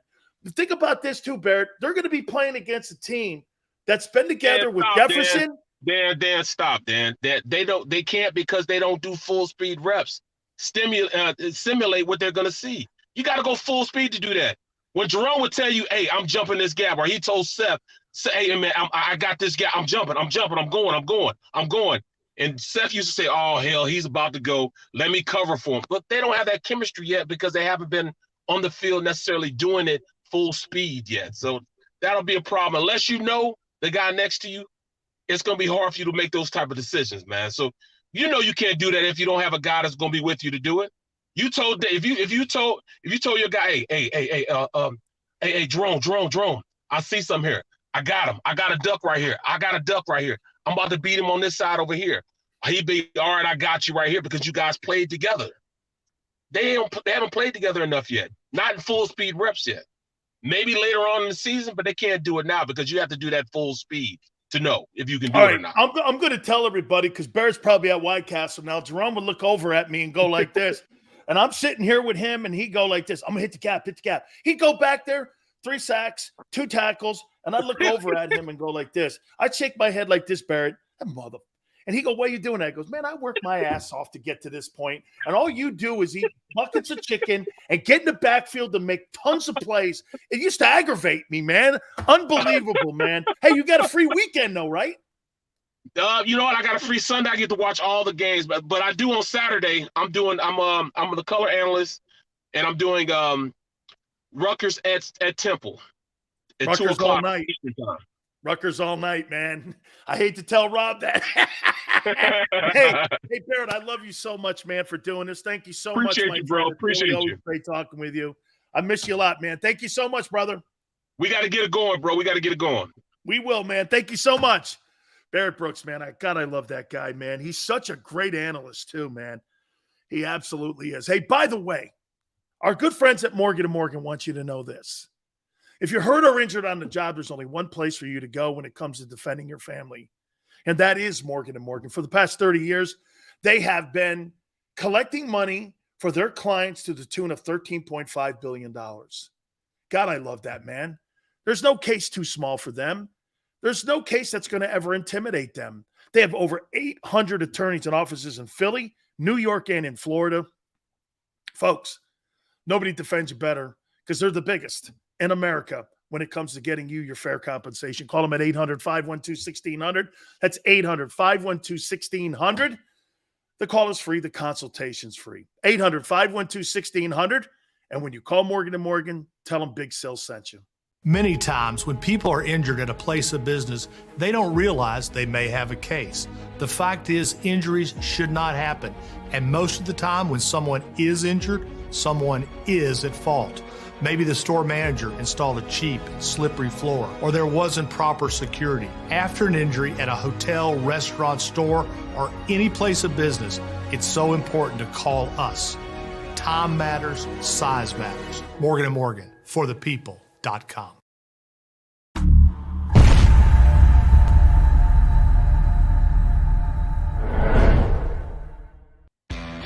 Go to get your game on. Go for the beers. Go for the cheers. Go for the hit and the hits. Go for the stakes and the stakes. Go to get your parlay on. Go to get your party on.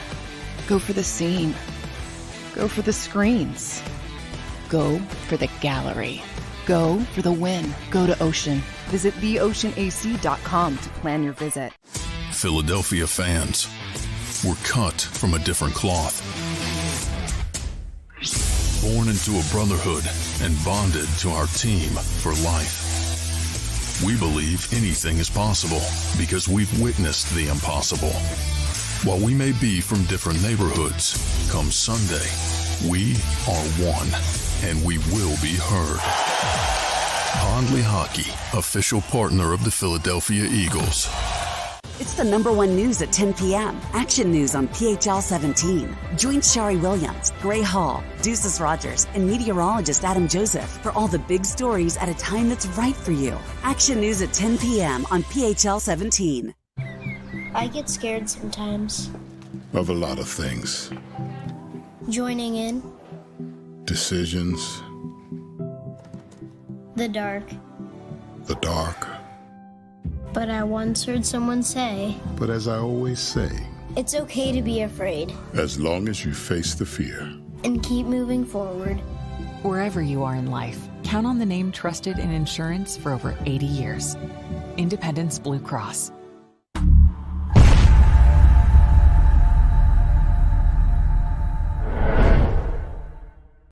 Welcome to Pondley Hockey. We've helped over 100,000 injured and disabled workers obtain benefits, as well as some of the biggest settlements in the state. If you've been injured at work, give Pondley Hockey a call. Go passionately. Go fearlessly. Go confidently. Go Birds! Go confidently towards your goals with First Trust, Philly's hometown bank for nearly 90 years, and the official bank of the Philadelphia Eagles. We're focused on getting you over the goal line. So go with conviction, go with trust, Go Birds! and go forward with us by your side. First Trust Bank, the official bank of Philadelphia dreams. Oh, and go Birds.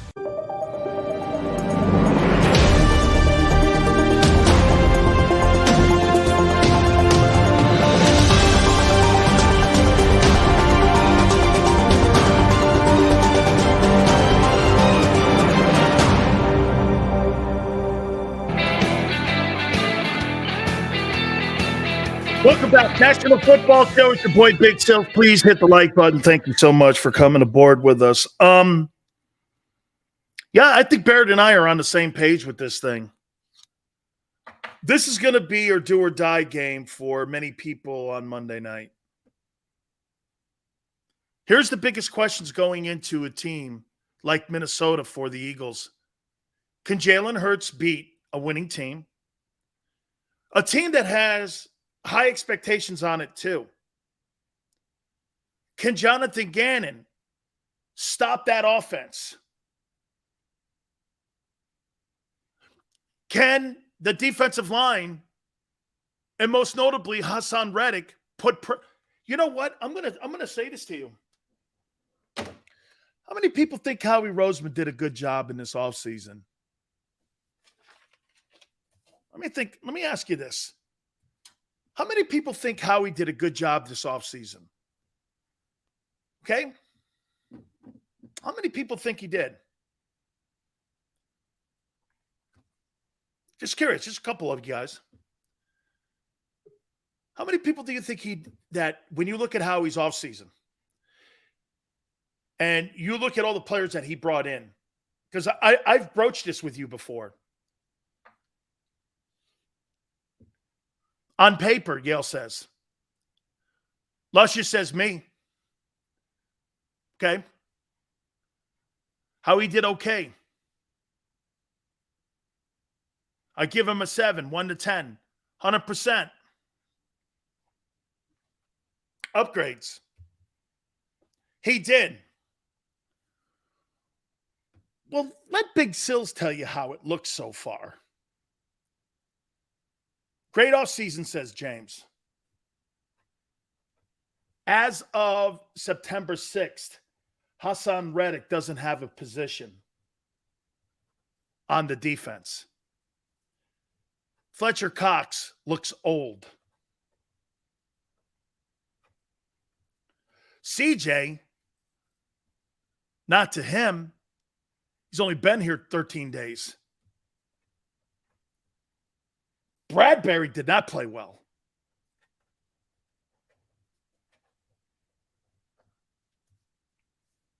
Gee, really, the only guy that he brought, Jordan Davis, looked out of shape. The only guy that he brought in that looks decent is A.J. Brown. The rest of those guys had a mediocre game one. All of them. All of them had mediocre days. And that's what led to a mediocre performance. GT goes game one. Okay? Do you know, GT, that if Jim Johnson was the head coach and it was 38-35, I'd sit here and go, you're right, it's game one. But the teacher you have in the classroom, I don't know. I don't have faith that guy's turning that thing around. Sirianni listens to Howie. I don't know. This year got a lot of Sunday school teachers, man, coaching these players. You think these guys are getting really well coached? Do you actually think all of these players are being well? Kobe Dean had 3 plays. Okay. You couldn't coach him up better you had the entire offseason from the draft. He got only 3 plays. Jordan Davis, you didn't explain to him that they're going to need him in a rotation because you already had fears that Fletcher was running out of gas. Where were those conversations? Those are private conversations that you have in a team meeting room or in a position room with your guys that you're telling them the nuances that you're going to need to play in this league. Kid, you got to be in better shape. That's got nothing to do with X's and O's. Hassan, we got to find a spot for you. I'm right now at this point with Hassan Reddick. I just told Barrett, let him roam. Because that's the key to Reddick. The key to Reddick, too early to judge. It's been 19 games. And new faces. So this is what you got. Yale, too early. You got a coach that hasn't changed his stripes. You got new people in the building. And all of a sudden I'm supposed to think the communication is going to be better than it was a year ago? No. I'm at the position now with Reddick. The only way to save Reddick, and that's sign. That could be one of Howie's biggest disaster signs. If this thing doesn't right the ship, he was lost. But he's been lost for 2 years. That's why these people let him go. He reeled the Eagles in for $10+ million. I let this guy roam. I line him up over the guard. I line him up over a tight end. Put him on the weak side. Let him come off that end. You got the sideline to protect him so he doesn't have to get crazy covering backs out of the backfield. And you can have a free safety helping him behind him where he's not on an island. What you don't want is Hassan Reddick on an island in open space. Don't complete passes on him like he was one of those arcade guys at a fair. You can't have him in the wide side. They're going to run tight ends at him and backs at him out of the backfield, taking him off the pass rush. That's not what he does. 6'1", 230. He's not an every down outside. Look at how they play TJ Watt. How many times do you ever see him in the wide side of the field? Never. Never. That means he has to take tight ends on in the blocking game in the open space. Ain't lining him up like that. They brought Melvin Ingram in last year to hope that would change. Ingram didn't want to play that position because he was getting killed. Ingram goes to Kansas City. They put him in the short side the same way they played Watt. Kansas City had a good pass rush, and they were able to move Chris Jones back down inside again instead of putting him on the edge. 6'1", 230. Yeah. Look at all the – hey, watch this. Here's my prediction. This Fletcher Cox 14-4, bust. That ain't a good sign. Hassan Reddick, I don't know. I got my suspect, and I know where I'm going with it, right? As of right now, I don't know. CJ will get better. That's why I said by week 9, some of these guys are going to figure it out.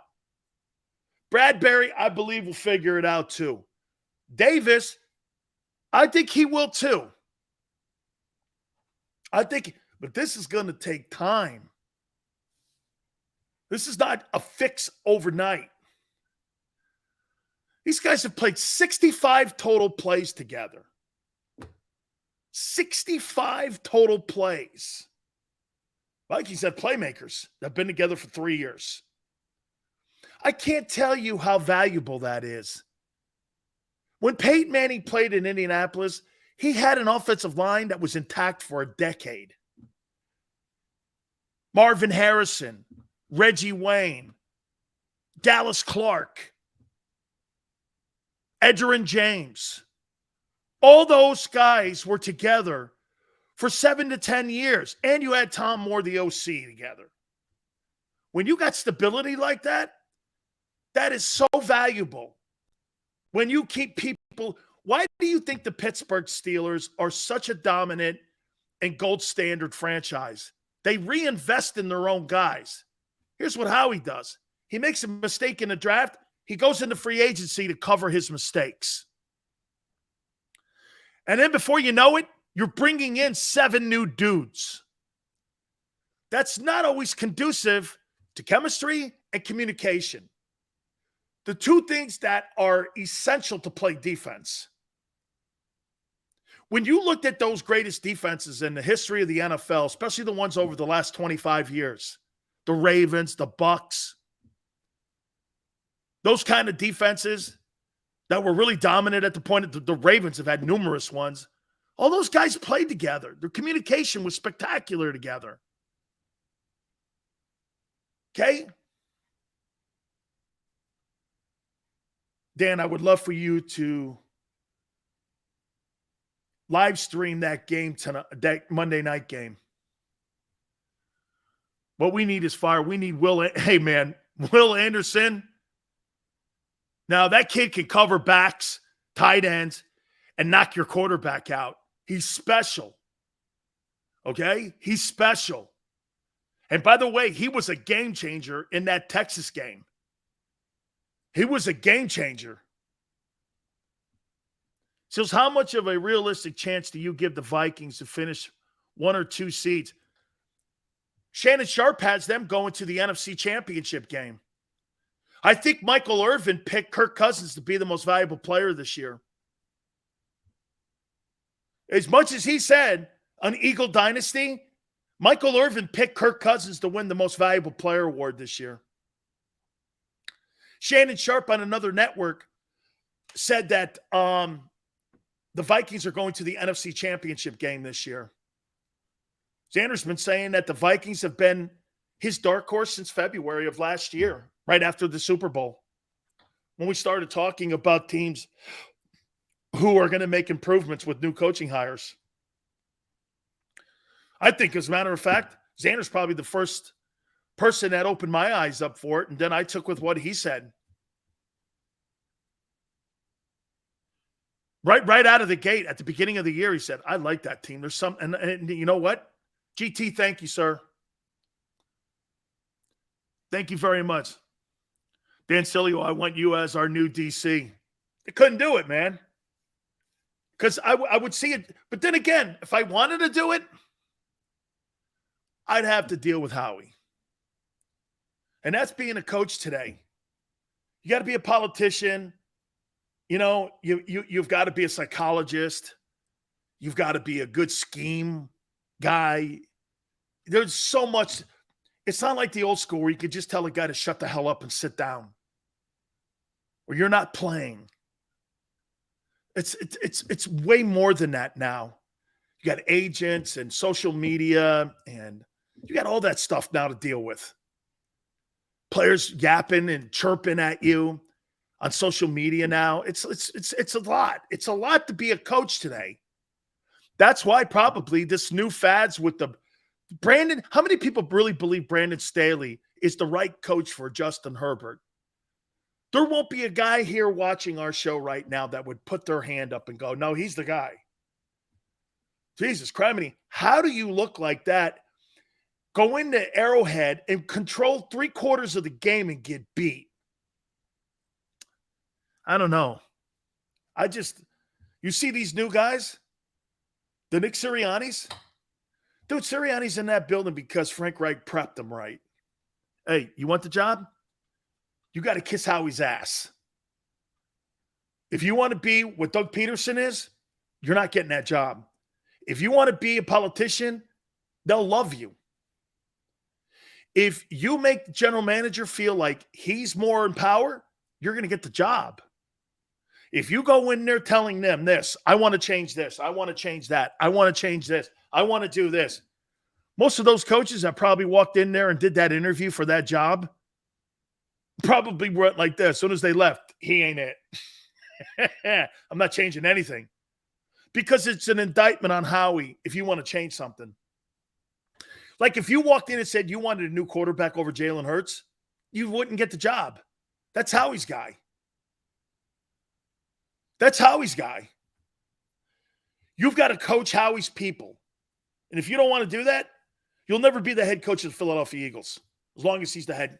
Well, that went through Joe Banner too, though. That actually is set up by the owner. The owner sets it up that way because you know why? The general manager keeps an eye on his money. You'll never have a GM that's not something to do with the salary cap in Philadelphia because the owner keeps an eye on his money that way.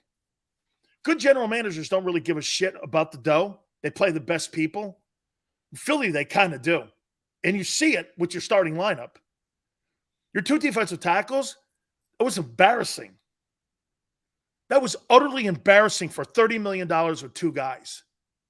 You got a defensive end or whatever the hell he is who's out of position running around like a chicken with his head chopped off. I mean, that's what that front seven was.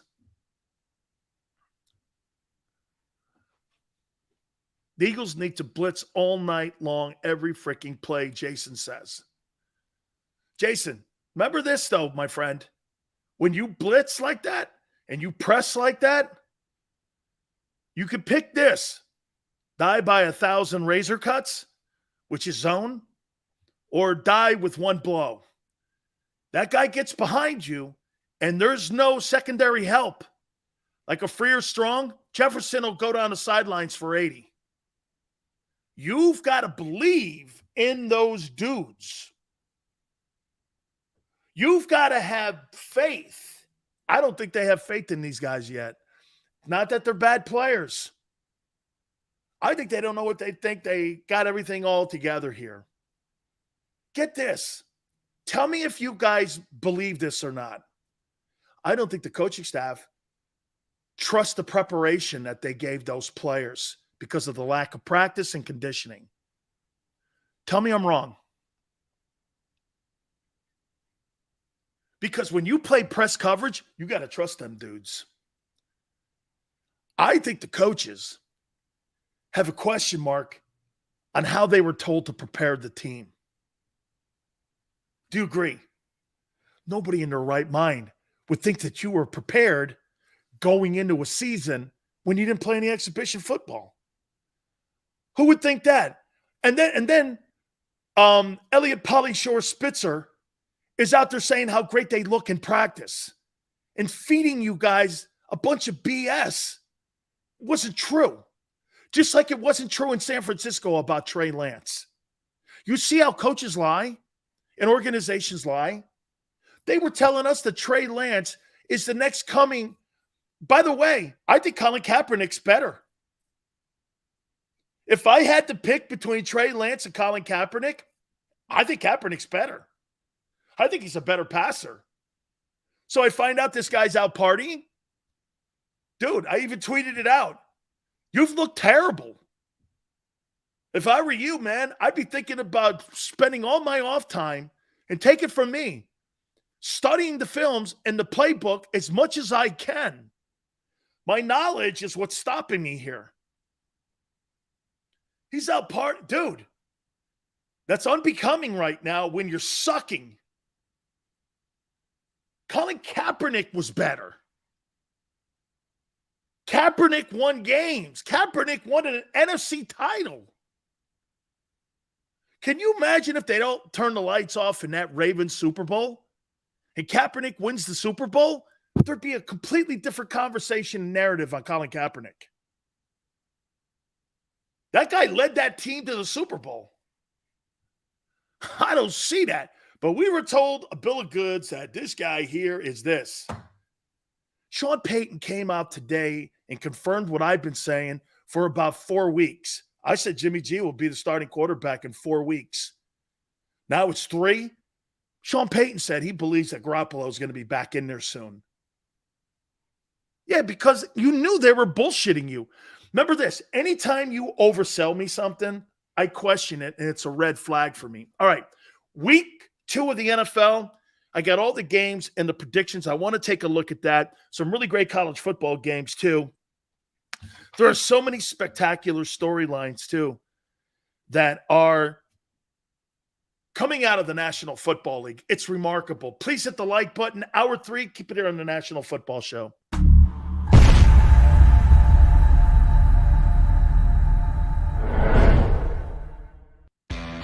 Go to get your game on. Go for the beers. Go for the cheers. Go for the hit and the hits. Go for the stakes and the stakes. Go to get your parlay on. Go to get your party on. Go for the scene.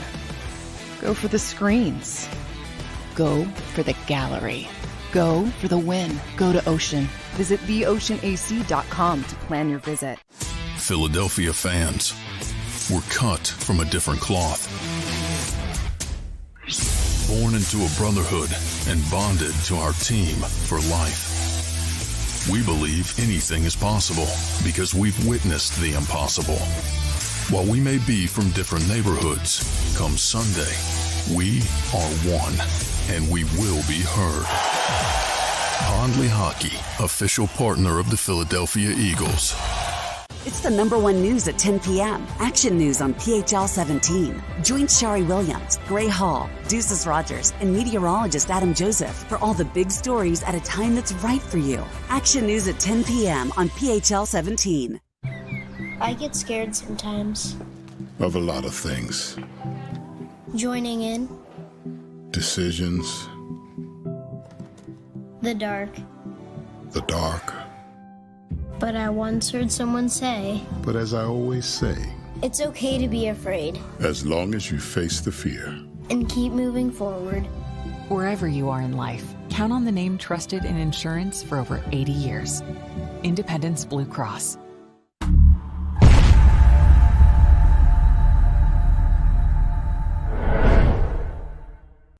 Welcome to Pond Lee Hockey. We've helped over 100,000 injured and disabled workers obtain benefits, as well as some of the biggest settlements in the state. If you've been injured at work, give Pond Lee Hockey a call. Go passionately. Go fearlessly. Go confidently. Go Birds! Go confidently towards your goals with First Trust, Philly's hometown bank for nearly 90 years, and the official bank of the Philadelphia Eagles. We're focused on getting you over the goal line. So go with conviction, go with trust, Go Birds! and go forward with us by your side. First Trust Bank, the official bank of Philadelphia dreams. Oh, and go Birds.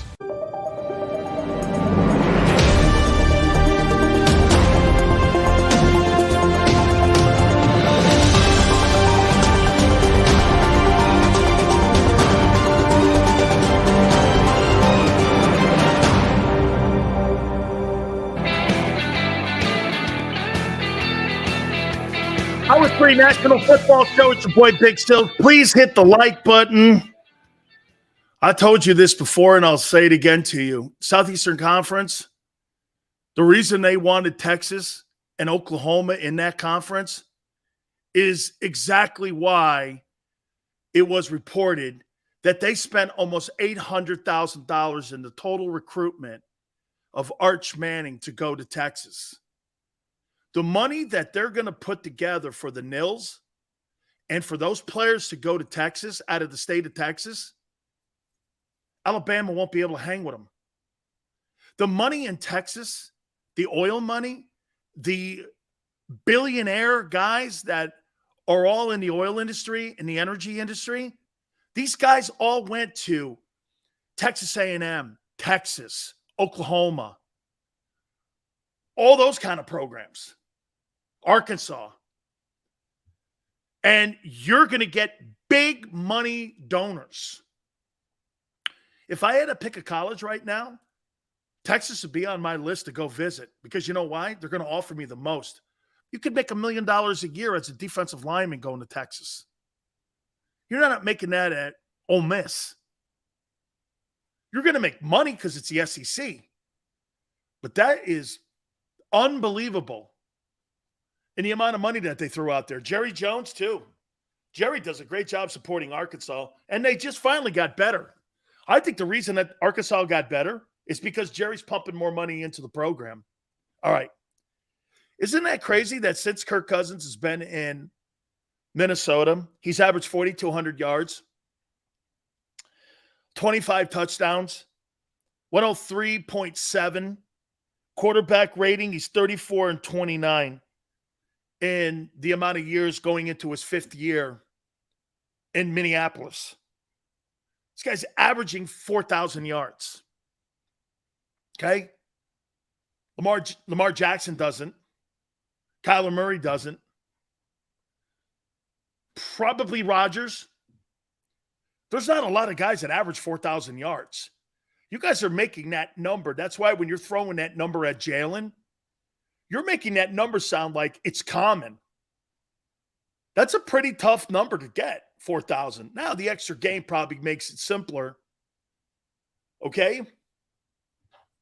But you make that number sound like, you know what, our guy will do it too. We've never had anybody but Wentz do it.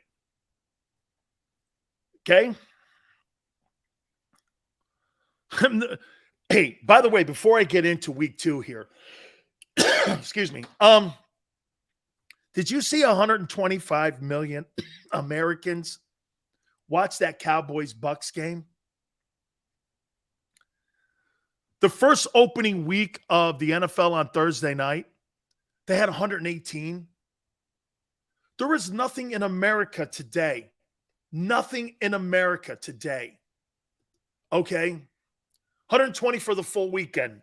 Okay, thank you, Xander. 120 million people for the weekend watched NFL football. There's nothing on television today. There's nothing. Politics, political shows, sitcoms, reality television, nothing comes close to the NFL. It's a monster. It's why these networks are spending the amount of money. Look at this. 121.5 million people.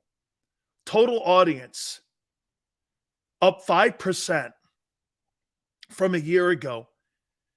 Average viewers per NFL game, 18.5 million people watched all the NFL games. Look at that Buccaneers and Cowboy game, 24.5. That's better than an NBA Finals game. I mean, the NBA and baseball will never do this. Look at Pittsburgh, Cincinnati. Look at those markets. Cincinnati, Ohio. Pittsburgh, Pennsylvania. Almost had 18 million people watching it. Minnesota, Minneapolis, Green Bay, 18.5. Look at these small markets. Denver, Seattle, not Meccas. 20 million people watched it. What a monster. And so when you saw that thing being placed on Amazon last night, wait till you see that number. I watched it. I got a different way of watching it than most folks. But wait till you see the numbers.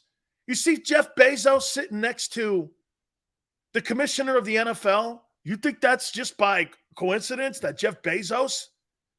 Bro, Jeff Bezos, that thing's going to be pay-per-view, the Super Bowl, like I told you one day.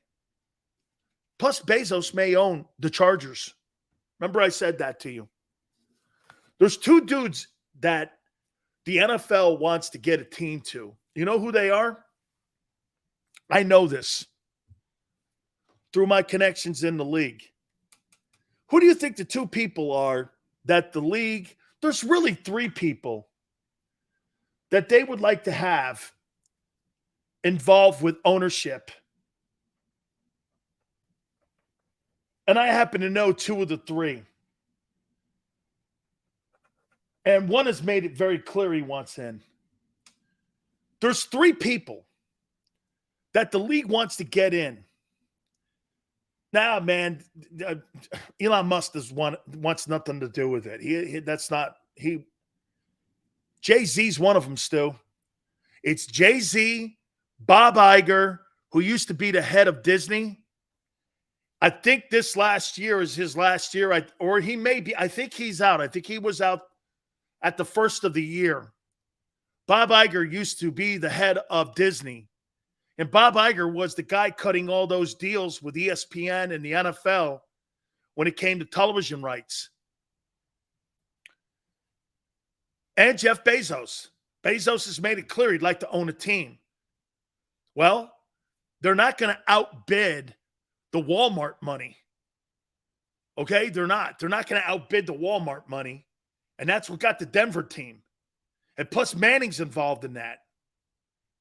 The Chargers are the next team up because there's a family issue going on inside there. Also, Seattle's for sale. And new ownership in there.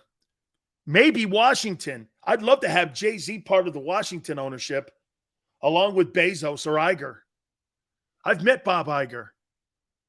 Bob Iger was he was going to be part of the ownership that was going to help move the Chargers to Carson, California. Remember, it was supposed to be Rams and Chargers going to Carson. Chargers and Raiders going to Carson, California, where the Galaxy play. That got ex-nayed by the owner of Microsoft, Paul Allen, and by Jerry Jones and Bob Kraft. There was a 5-1 vote in Houston. I was there for it. And there was a 5-1 vote that it was going to be Raiders and Chargers going to Carson. No way.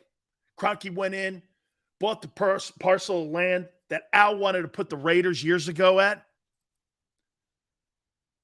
Rams and Chargers, baby. That's why the Raiders were left holding the bag. They didn't know where to go. Do you know what they want? Here's what they wanted. they wanted the Raiders to move down to Santa Clara and to go into that stadium to take some of the financial burden off the York family, the Bartolo family. That's why they moved them inside the Raider organization's territory. There used to be a 200 area where you couldn't go into a team's area. They moved that team 75 miles from where the Raiders played. The Raiders blew a gasket. And they knew that the Raiders were not the main person at the old Coliseum. Do you know they used to pay rent to the A's? They were the second tenant in the building. The A's were the first tenant. They used to have to pay rent to the A's. And he was like, no way. And then he cut that deal with Las Vegas and Goodwin, the mayor there, who I know very well. Goodman cut that deal with them, and gave him his bag of money, gave him $1 billion. League had to come up with the money, the other part of it, and that's how they built that stadium. It's really crazy how this whole thing has worked out. Okay? Seals, do you think the NFL ticket will be on Amazon? I thought it was either going to be on Amazon or something like Apple. I thought Apple made a play for it too. It's going to be a streaming service for sure. Okay, it will be. All right, let's take a look at week 2.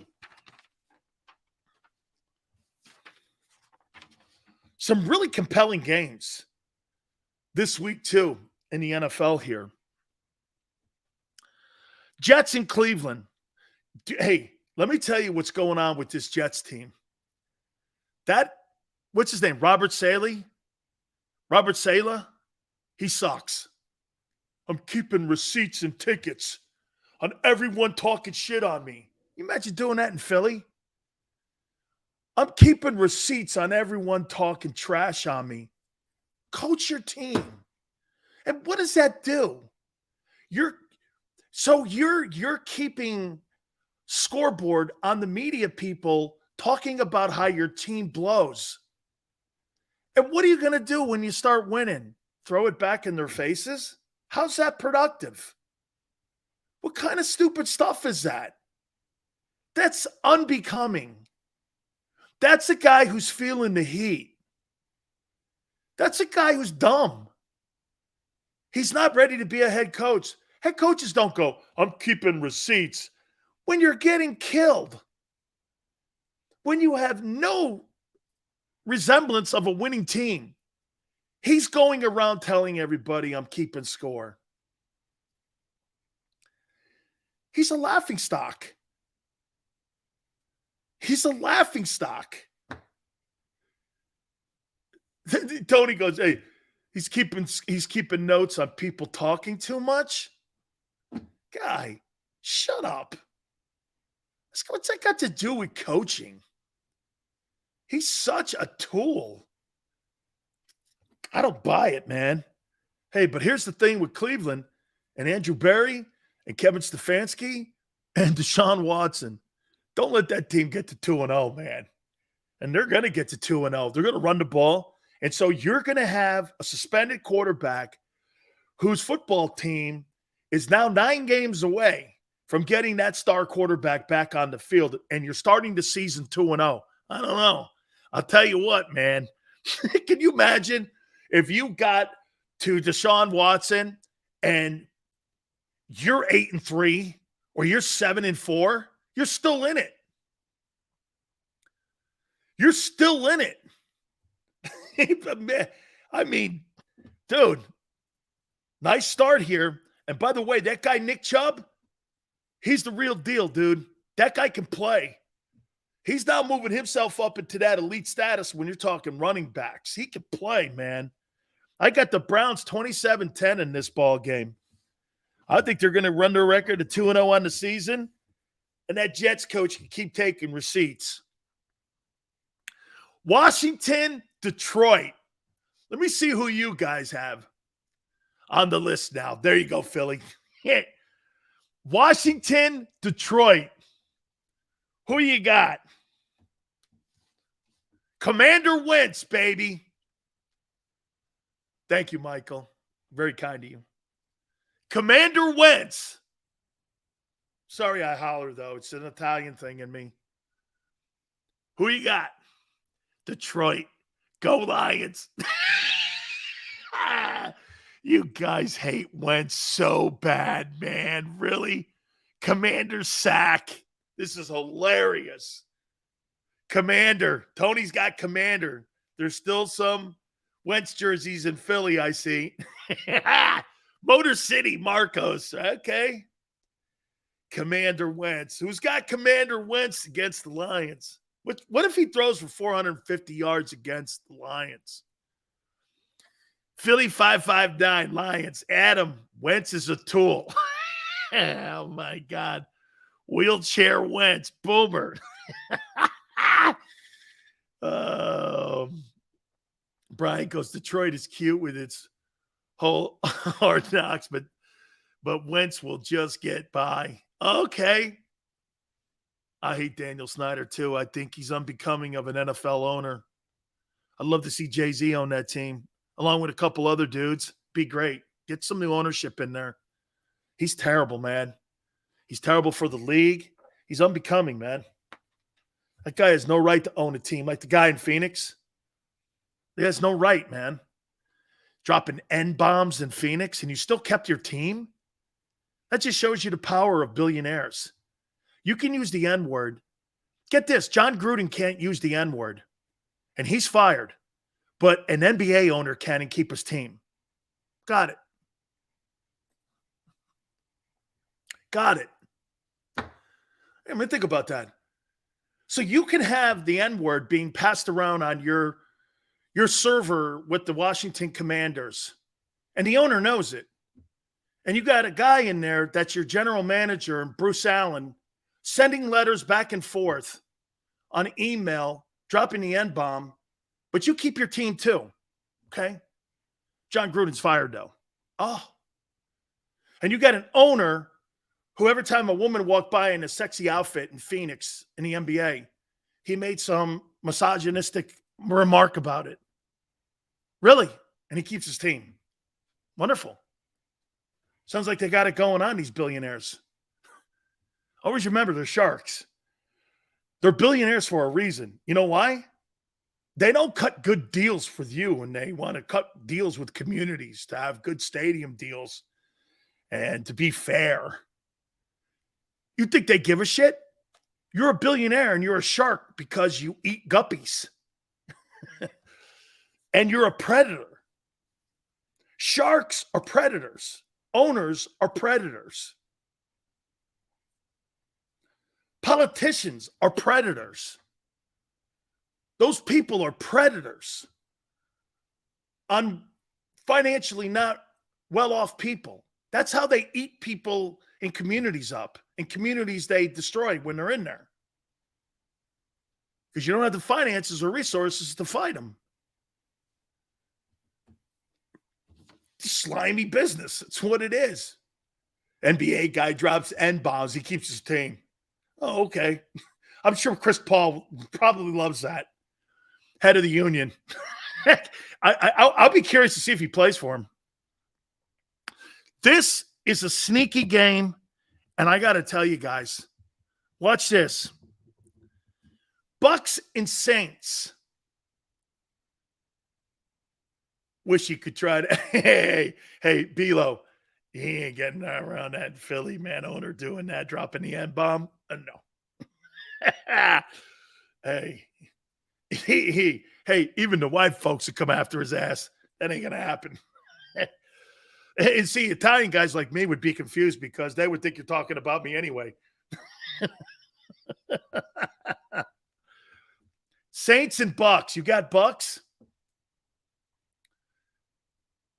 Lucius goes Saints. Marco Saints.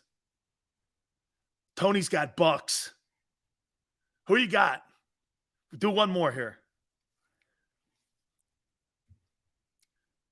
Cousins is Donovan McNabb. If Cousins is in a Super Bowl, Cousins would. Saints and Bucks. All right. You ready? This is going to be crazy. I think the Saints win this game 21-20. I think Jameis Winston beats him. If Trevor Siemian can beat him, Jameis Winston can beat him. Trevor Siemian beat Tom Brady last year. So it's not that far-fetched. Okay? And just because Sean Payton's not there, Carmichael is still there, same offensive coordinator, and I think Jameis is better. Plus that it's the Superdome. Dude, you know, I've played some pro games and a college bowl game in there. When we played the Sugar Bowl, we played against Tennessee. That place is loud, man. That place is it's not an easy place to play. And get this, even going back 30 some odd years, for whatever reason, guys, that Superdome is a tough place to get wins. And Bucks and Saints, that's always been a hard game. I don't know why. I don't know why, man. It's always been a hard game. Oh, by the way, I got Commander Wentz winning against Detroit, 29-27. And Commander Wentz sets up two teams battling it out in week 3. Commander Wentz versus General Hurts. Yeah, at FedEx too. Ooh. We have a good thing shaping up here, my friends. Yeah, man, I got the Saints winning that game. I think the Saints winning. It's a close one. How about this one here? The Gigantes versus the Panthers. And that crybaby Baker Mayfield. Nobody loves me. You know, I got it. He's such a tool. I mean it, man. Every time I hear people talking about Baker Mayfield, I think of a high school cheerleader. I just think of Baker Mayfield, high school cheerleader, or a guy that does a triple sow cow. Is that figure skating? Is that figure skating, triple sow cow? Every time I look at him, I think of Johnny Weir.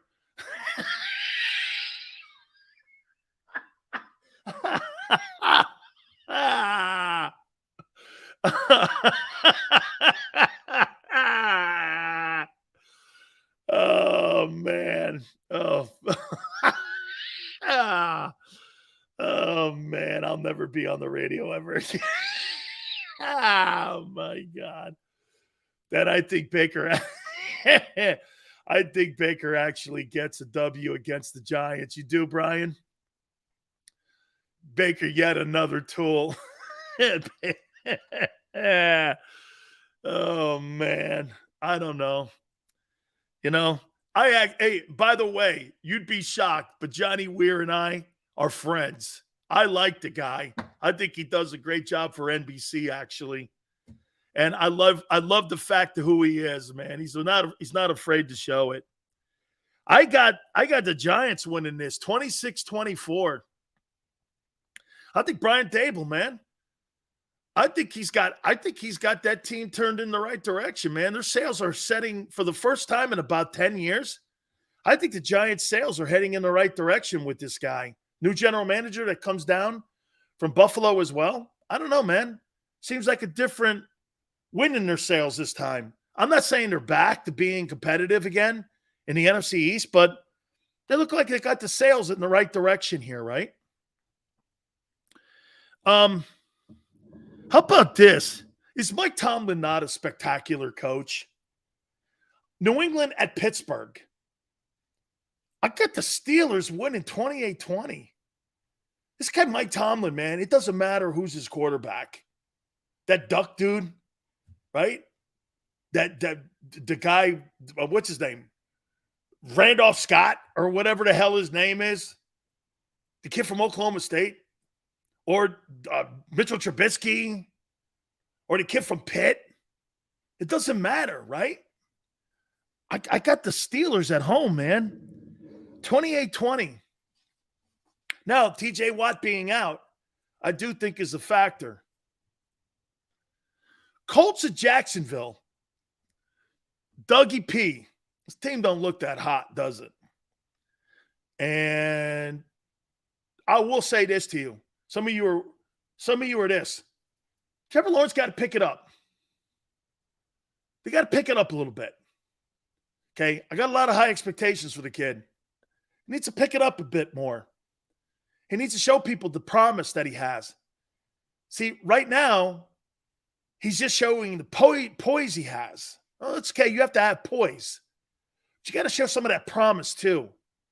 Because then after that, it becomes potential. And that's my least favorite thing to talk to you about when it talks about potential. Because potential are things you haven't done. And I don't like that word. Because that also reeks of projection. Projection and potential is exactly the same word to me. And I like production. You got the Jags winning, huh? Jags? Wow. Hey, the pill popper will be a little upset if that goes down 0-2. Wait, you lose to the Jags and the Texans in back-to-back weeks? Frank Reich will get fired. They'll fire Frank Reich. They'll fire Frank Reich or Chris Ballard if they lose to the Texans and the Jags in consecutive weeks. Holy cow. Dude, you know, can you see Jim Irsay? This guy's a two-fisted bandit. We lost to the Texans. We lost to the Jags in consecutive weeks. I gave Wentz $38 million. And I gave the Eagles a first rounder. Holy cow. Oxycodones would be flying everywhere. Holy cow, man. You kidding me? This guy won't know what to do with himself. Cop pulls him over after the Jags lost. The cops will go, damn, what is this, a dispensary? No, it's just open bottles. Do you take those all right now? Dude, did you not watch? The cop would probably go like this. Yeah, man, you lost to the Jags. I could see how you could down about 4 or 5 bottles. I've got the Colts, and I got the Colts 31-17. Can't be. Okay? It can't be that bad. Can't be. There'll be big troubles in Indianapolis if they lose to the Jags. Holy cow. Jim Irsay. Oxycodone's flying everywhere. Vicodins and everything, man. This guy will be $50 million laying on his front desk. Hey, where are you going? I don't know. I just left the Colts game. Where do you think I'm going? I don't know. That's like your franchise. Where's it going? I don't know. Oh, man. Doug gets his first win, Tony. Oh, man. Miami at Baltimore. Tua, Xander's boy, Tagovailoa versus Lamar Jackson. I got a close one here. I got a pretty close ball game here, man. I got 28-21 Ravens. I think the Dolphins are going to show up and play pretty tough, man. I think the Dolphins are a pretty good football team, thanks to Brian Flores and what they've done. But I got Baltimore winning this thing. Pretty close, 28-21. Atlanta at the Raiders. No, Rams, excuse me. The Rams surely rebound, right? I mean, they rebound, right? Rage, you got the Dolphins winning, huh? Greasy goes, Miami's going to surprise. Okay. I don't think you're that. I don't think you guys are that far off. I think it's a close game. I do. I think it's a close game. I got the Rams over Marcus Mariota. But hey, one thing Mariota does that will give the Rams fits, he's mobile. He's mobile. And that defensive front with the Rams, the Los Angeles struggles with that kind of player. Rams can't go 0-2. I don't believe they do. All right. Lucius, thank you very much, my friend. Thank you so much. Please hit the like button, guys. Hey, the Geno Smith, thank you very much. Hey, the bandwagon of Geno Smith, does it come to an end in San Francisco? You think everybody jumps off the Geno Smith wagon in San Francisco? Not doing the Eagle prediction until Monday. Not doing the Eagle prediction until Monday. Got some more work to do on it. Watch this. I think Seattle wins this game. I think they win it 26-21, and the Jimmy Garoppolo screams will be louder. Jimmy! Jimmy! And then watch this. Wait a minute. I did this yesterday for you. Here's John Lynch. Where's the lip balm? What am I doing? Here's Kyle Shanahan. I'll take the chapstick.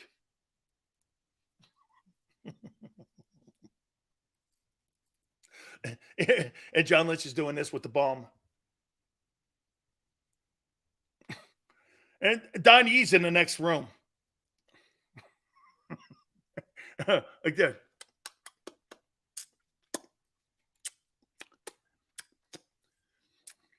Jimmy? Yeah? I love you. What do you mean? Well, I know we've tried to replace you for 3 years now. Oh, gee, I'm really sorry that we gave 3 ones up for one play Trey, but it's not working. Can you save us again? Well, you made me take a $10 million pay cut. How are you going to make this up to me? I'll take a new 3-year contract extension at $39 million. But wait, we love you. Oh, dude, we think this is college and the nil rule? You better put that money back in my bank account. I don't care how you do. Hook or crook, get it back in there. You want me to come bail your ass out and you've been kicking me along the curb for 3 years? F you, man.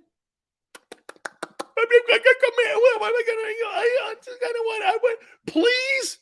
Shit on that. Holy cow. Man, I would love to beat Garoppolo if they lose. Yeah, I'll take this. I'll take that. I want an extra room on the road. By the way, I want to be picked up in a Ferrari every day and taken to lunch. Dude, I would be so outlandish. Okay, you wouldn't believe. I mean, he deserves way better than this.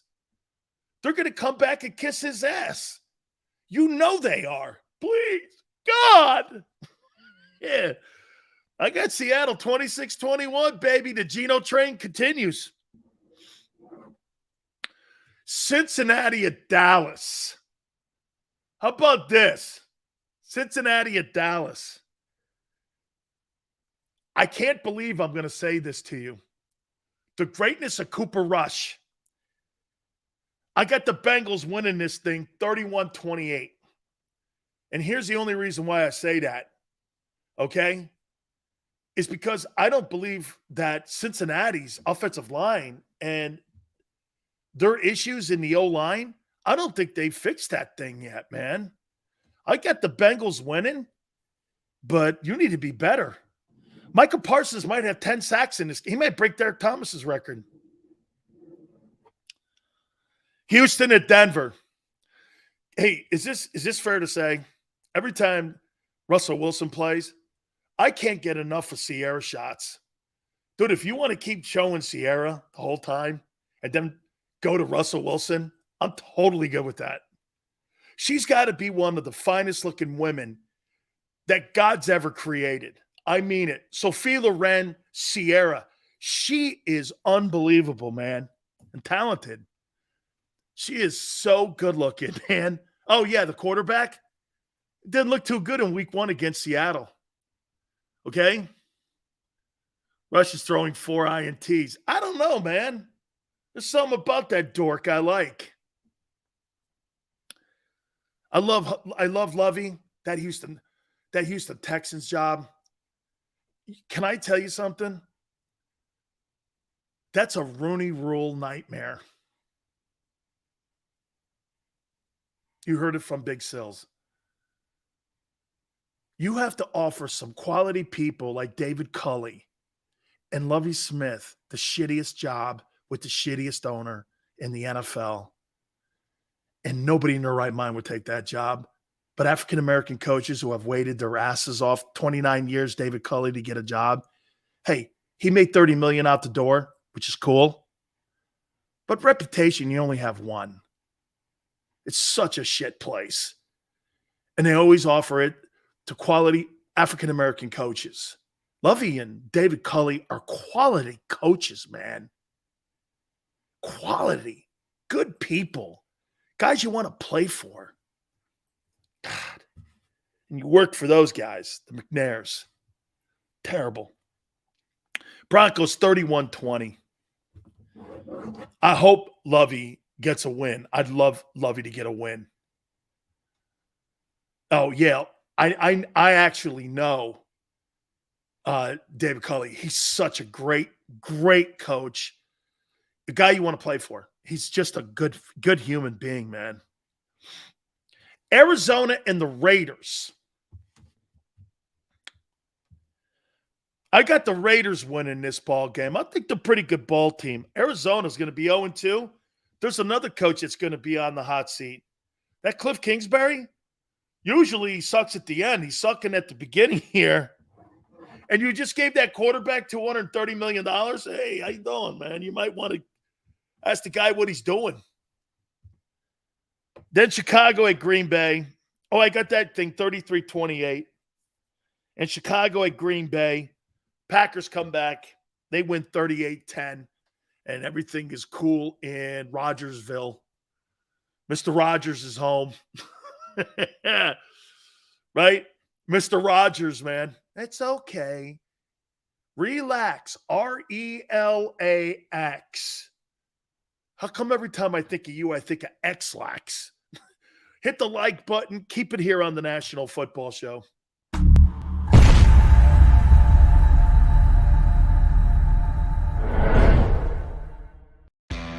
Go to get your game on. Go for the beers. Go for the cheers. Go for the hit and the hits. Go for the stakes and the stakes. Go to get your parlay on. Go to get your party on. Go for the scene. Go for the screens. Go for the gallery. Go for the win. Go to Ocean. Visit theoceanac.com to plan your visit. Philadelphia fans, we're cut from a different cloth. Born into a brotherhood and bonded to our team for life. We believe anything is possible because we've witnessed the impossible. While we may be from different neighborhoods, come Sunday, we are one, and we will be heard. Pondley Hockey, official partner of the Philadelphia Eagles. It's the #1 news at 10 p.m. Action News on PHL 17. Join Shari Williams, Gray Hall, Deuces Rogers, and meteorologist Adam Joseph for all the big stories at a time that's right for you. Action News at 10 p.m. on PHL 17. I get scared sometimes. Of a lot of things. Joining in. Decisions. The dark. The dark. But I once heard someone say, But as I always say, it's okay to be afraid. as long as you face the fear. And keep moving forward. Wherever you are in life, count on the name trusted in insurance for over 80 years. Independence Blue Cross.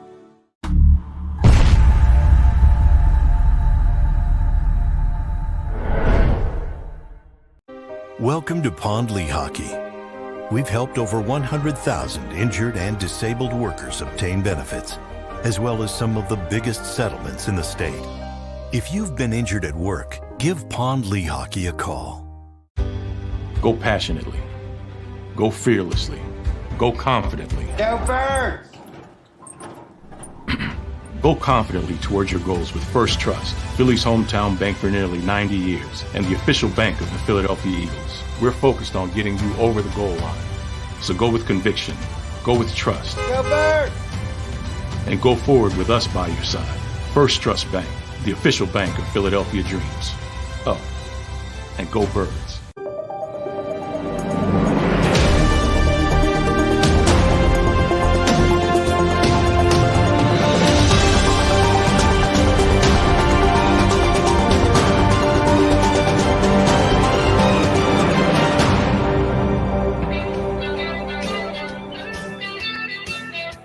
Appreciate you coming aboard, National Football Show. So, Paul, do you think A-Rod needs oh, wait a minute. So you think Mahomes needs Tyreek Hill? Sure don't look it.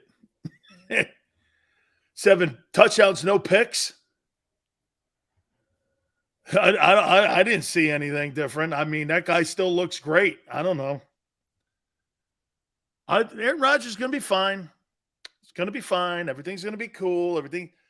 The Packers have never, ever, ever been in the market for first-round wide receivers. They've always developed them.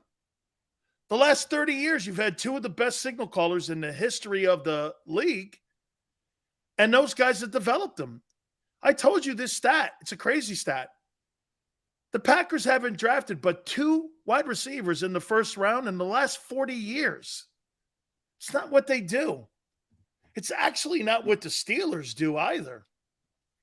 That kid Pickens they got from Georgia, he looks like a ball player too. By the way, tonight, pretty good college football game. Is FSU back for real, right? You got Louisville tonight. I like Louisville. I like their program. But FSU, Mike Norville, they beat LSU. Hey, your wife watching. Shut up, GT. Yeah, she loves Bobby Bowden in Florida State. She'll be watching, man. She loved Coach Bowden. Every time we would call Coach Bowden to come on my program, hey, Dan, how you doing, man? Everything going great. I would make this point to you. He's the most significant college football coach in the history of the state of Florida. Nobody had a bigger impact on college football on the state of Florida other than Bobby Bowden. And there's been some great ones that have gone, including Jimmy Johnson, Steve Spurrier, Urban Meyer, all these guys. He's the most significant. He brought college football into the national limelight probably starting in 78. Prior to 78, everybody was always under the notion, hey, Miami was great. No, they weren't. Everybody was – do you know that Florida State was a chick school?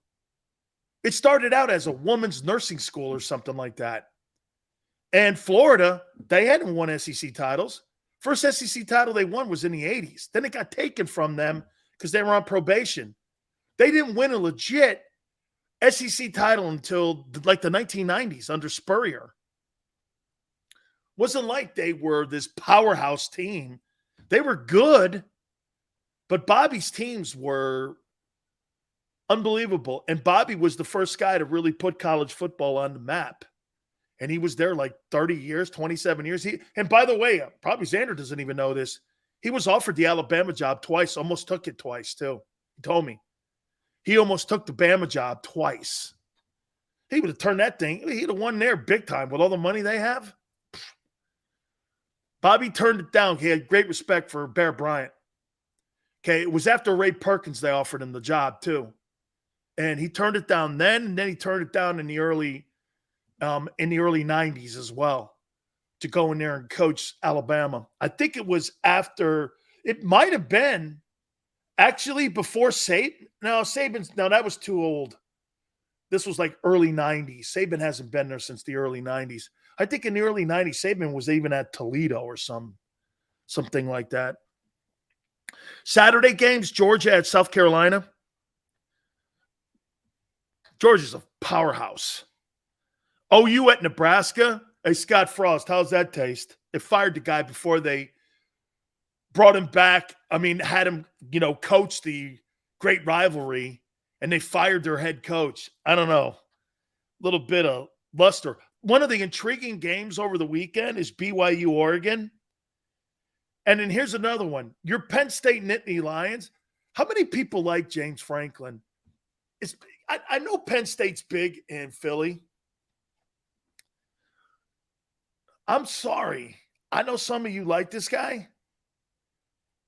I don't see it. When I see Penn State football, especially the last 3 years, I look at Penn State football and go like this, I don't know. I just don't see it, man. I don't think he's a good coach. And they play Auburn at Auburn. I played down to Jordan Hare. Hey, you talk about going into a place that's hostile environment, man. I've played at Jordan Hare. Actually, to think about it, I've played at Legion Field, and I've played at Jordan Hare. That place is rocking, dog. Not friendly environments, man. Jordan Hare is a tough-ass place to play some ball. Then we got UM and Texas A&M. I wish A&M hadn't lost to Appalachian State last week. But if UM goes in and beats A&M, and by the way, I said this to you guys. I told Tyler Van Dyke, I go, hey, from what I understand, there's going to be scouts at the game. I don't know if Eagle Scouts are going to be there, but somebody from, oh, no, I can't. I won't say it. Okay, he's had some conversations with people in the NFL. They've had some talks to him. They come down and talk to the coaches and watch film. They kind of sneak a conversation in. There's been some people from the Northeast that have talked to Tyler Van Dyke. But do you know who the Eagles right now have the number one prospect at quarterback? Who do you think it is? Who do you think the number one prospect is the Eagles have evaluated at? I know this. I see the Bledsoe reports. The number one prospect in college football, the Eagles have. Who do you think he's number one? It's not the kid at Alabama. Stir that up. Jeremiah, who do you think they have number one? It's not the kid. It's not the kid at Alabama. He's second. Who do you think they got number one? Yep. The Penn State transfer. The Penn State transfer. So wait a minute. Will Levis transferred from Penn State because he hated the coach? Quite an indictment. Stroud's third. Ohio State quarterback's third. Kentucky, Bama, and Stroud. That could change. That could change by the draft next April. I think the kid from Ohio State, I don't know. I think he looks decent. The kid at Kentucky looks great. He goes into the swamp, takes one on the chin, gets up and throws a 75-yard touchdown strike down the seam. I was like, wow, okay. That was awesome. Monica, I already booked a vacation to Madagascar for January 5th to celebrate the Eagles. I will indulge on a 20-year-old wine and hire Gordon Ramsay to cook me a 50-day aged filet mignon. Wow, dude. I want pictures. Monica, I want pictures. Whew. A 50-year-old aged filet mignon. Yeah. I want a Kobe steak, man. Big Sills. We can get Uncle Rico on the rookie contract and build around him. Don't need any elite quarterback. Hey, Franklin Lutz Clifford. You mean the big red bear? Or the big red dog? Steve, he likes Clifford the big red dog? James Franklin? Is that who he likes? Clifford the big red dog. Dude, he sucks. I don't see it. He's as bad as the guy at Stanford. The guy at Stanford is like 19-31 or something over the last 4 years. The guy makes $11 million a year. You're like, wait, what? You got to give me a break, man. You got to be kidding me, right? All right. What a great weekend. Then it's Monday, and it's truly a football Monday. Gary Cobb will join us on Monday. Hell, I may even bring Gary Cobb back on Tuesday to get his take on the Monday night game on Tuesday, too, to see what he thinks, too. It's going to be a long night for my boy. Okay, he may have a good weekend, but he's going to have a long Monday night. That's my guy, Xander, man. Great stuff, Xander. Always awesome. God bless all of you folks, man. You guys were awesome this week. Star-studded week, man. It was really great. We appreciate you guys so much.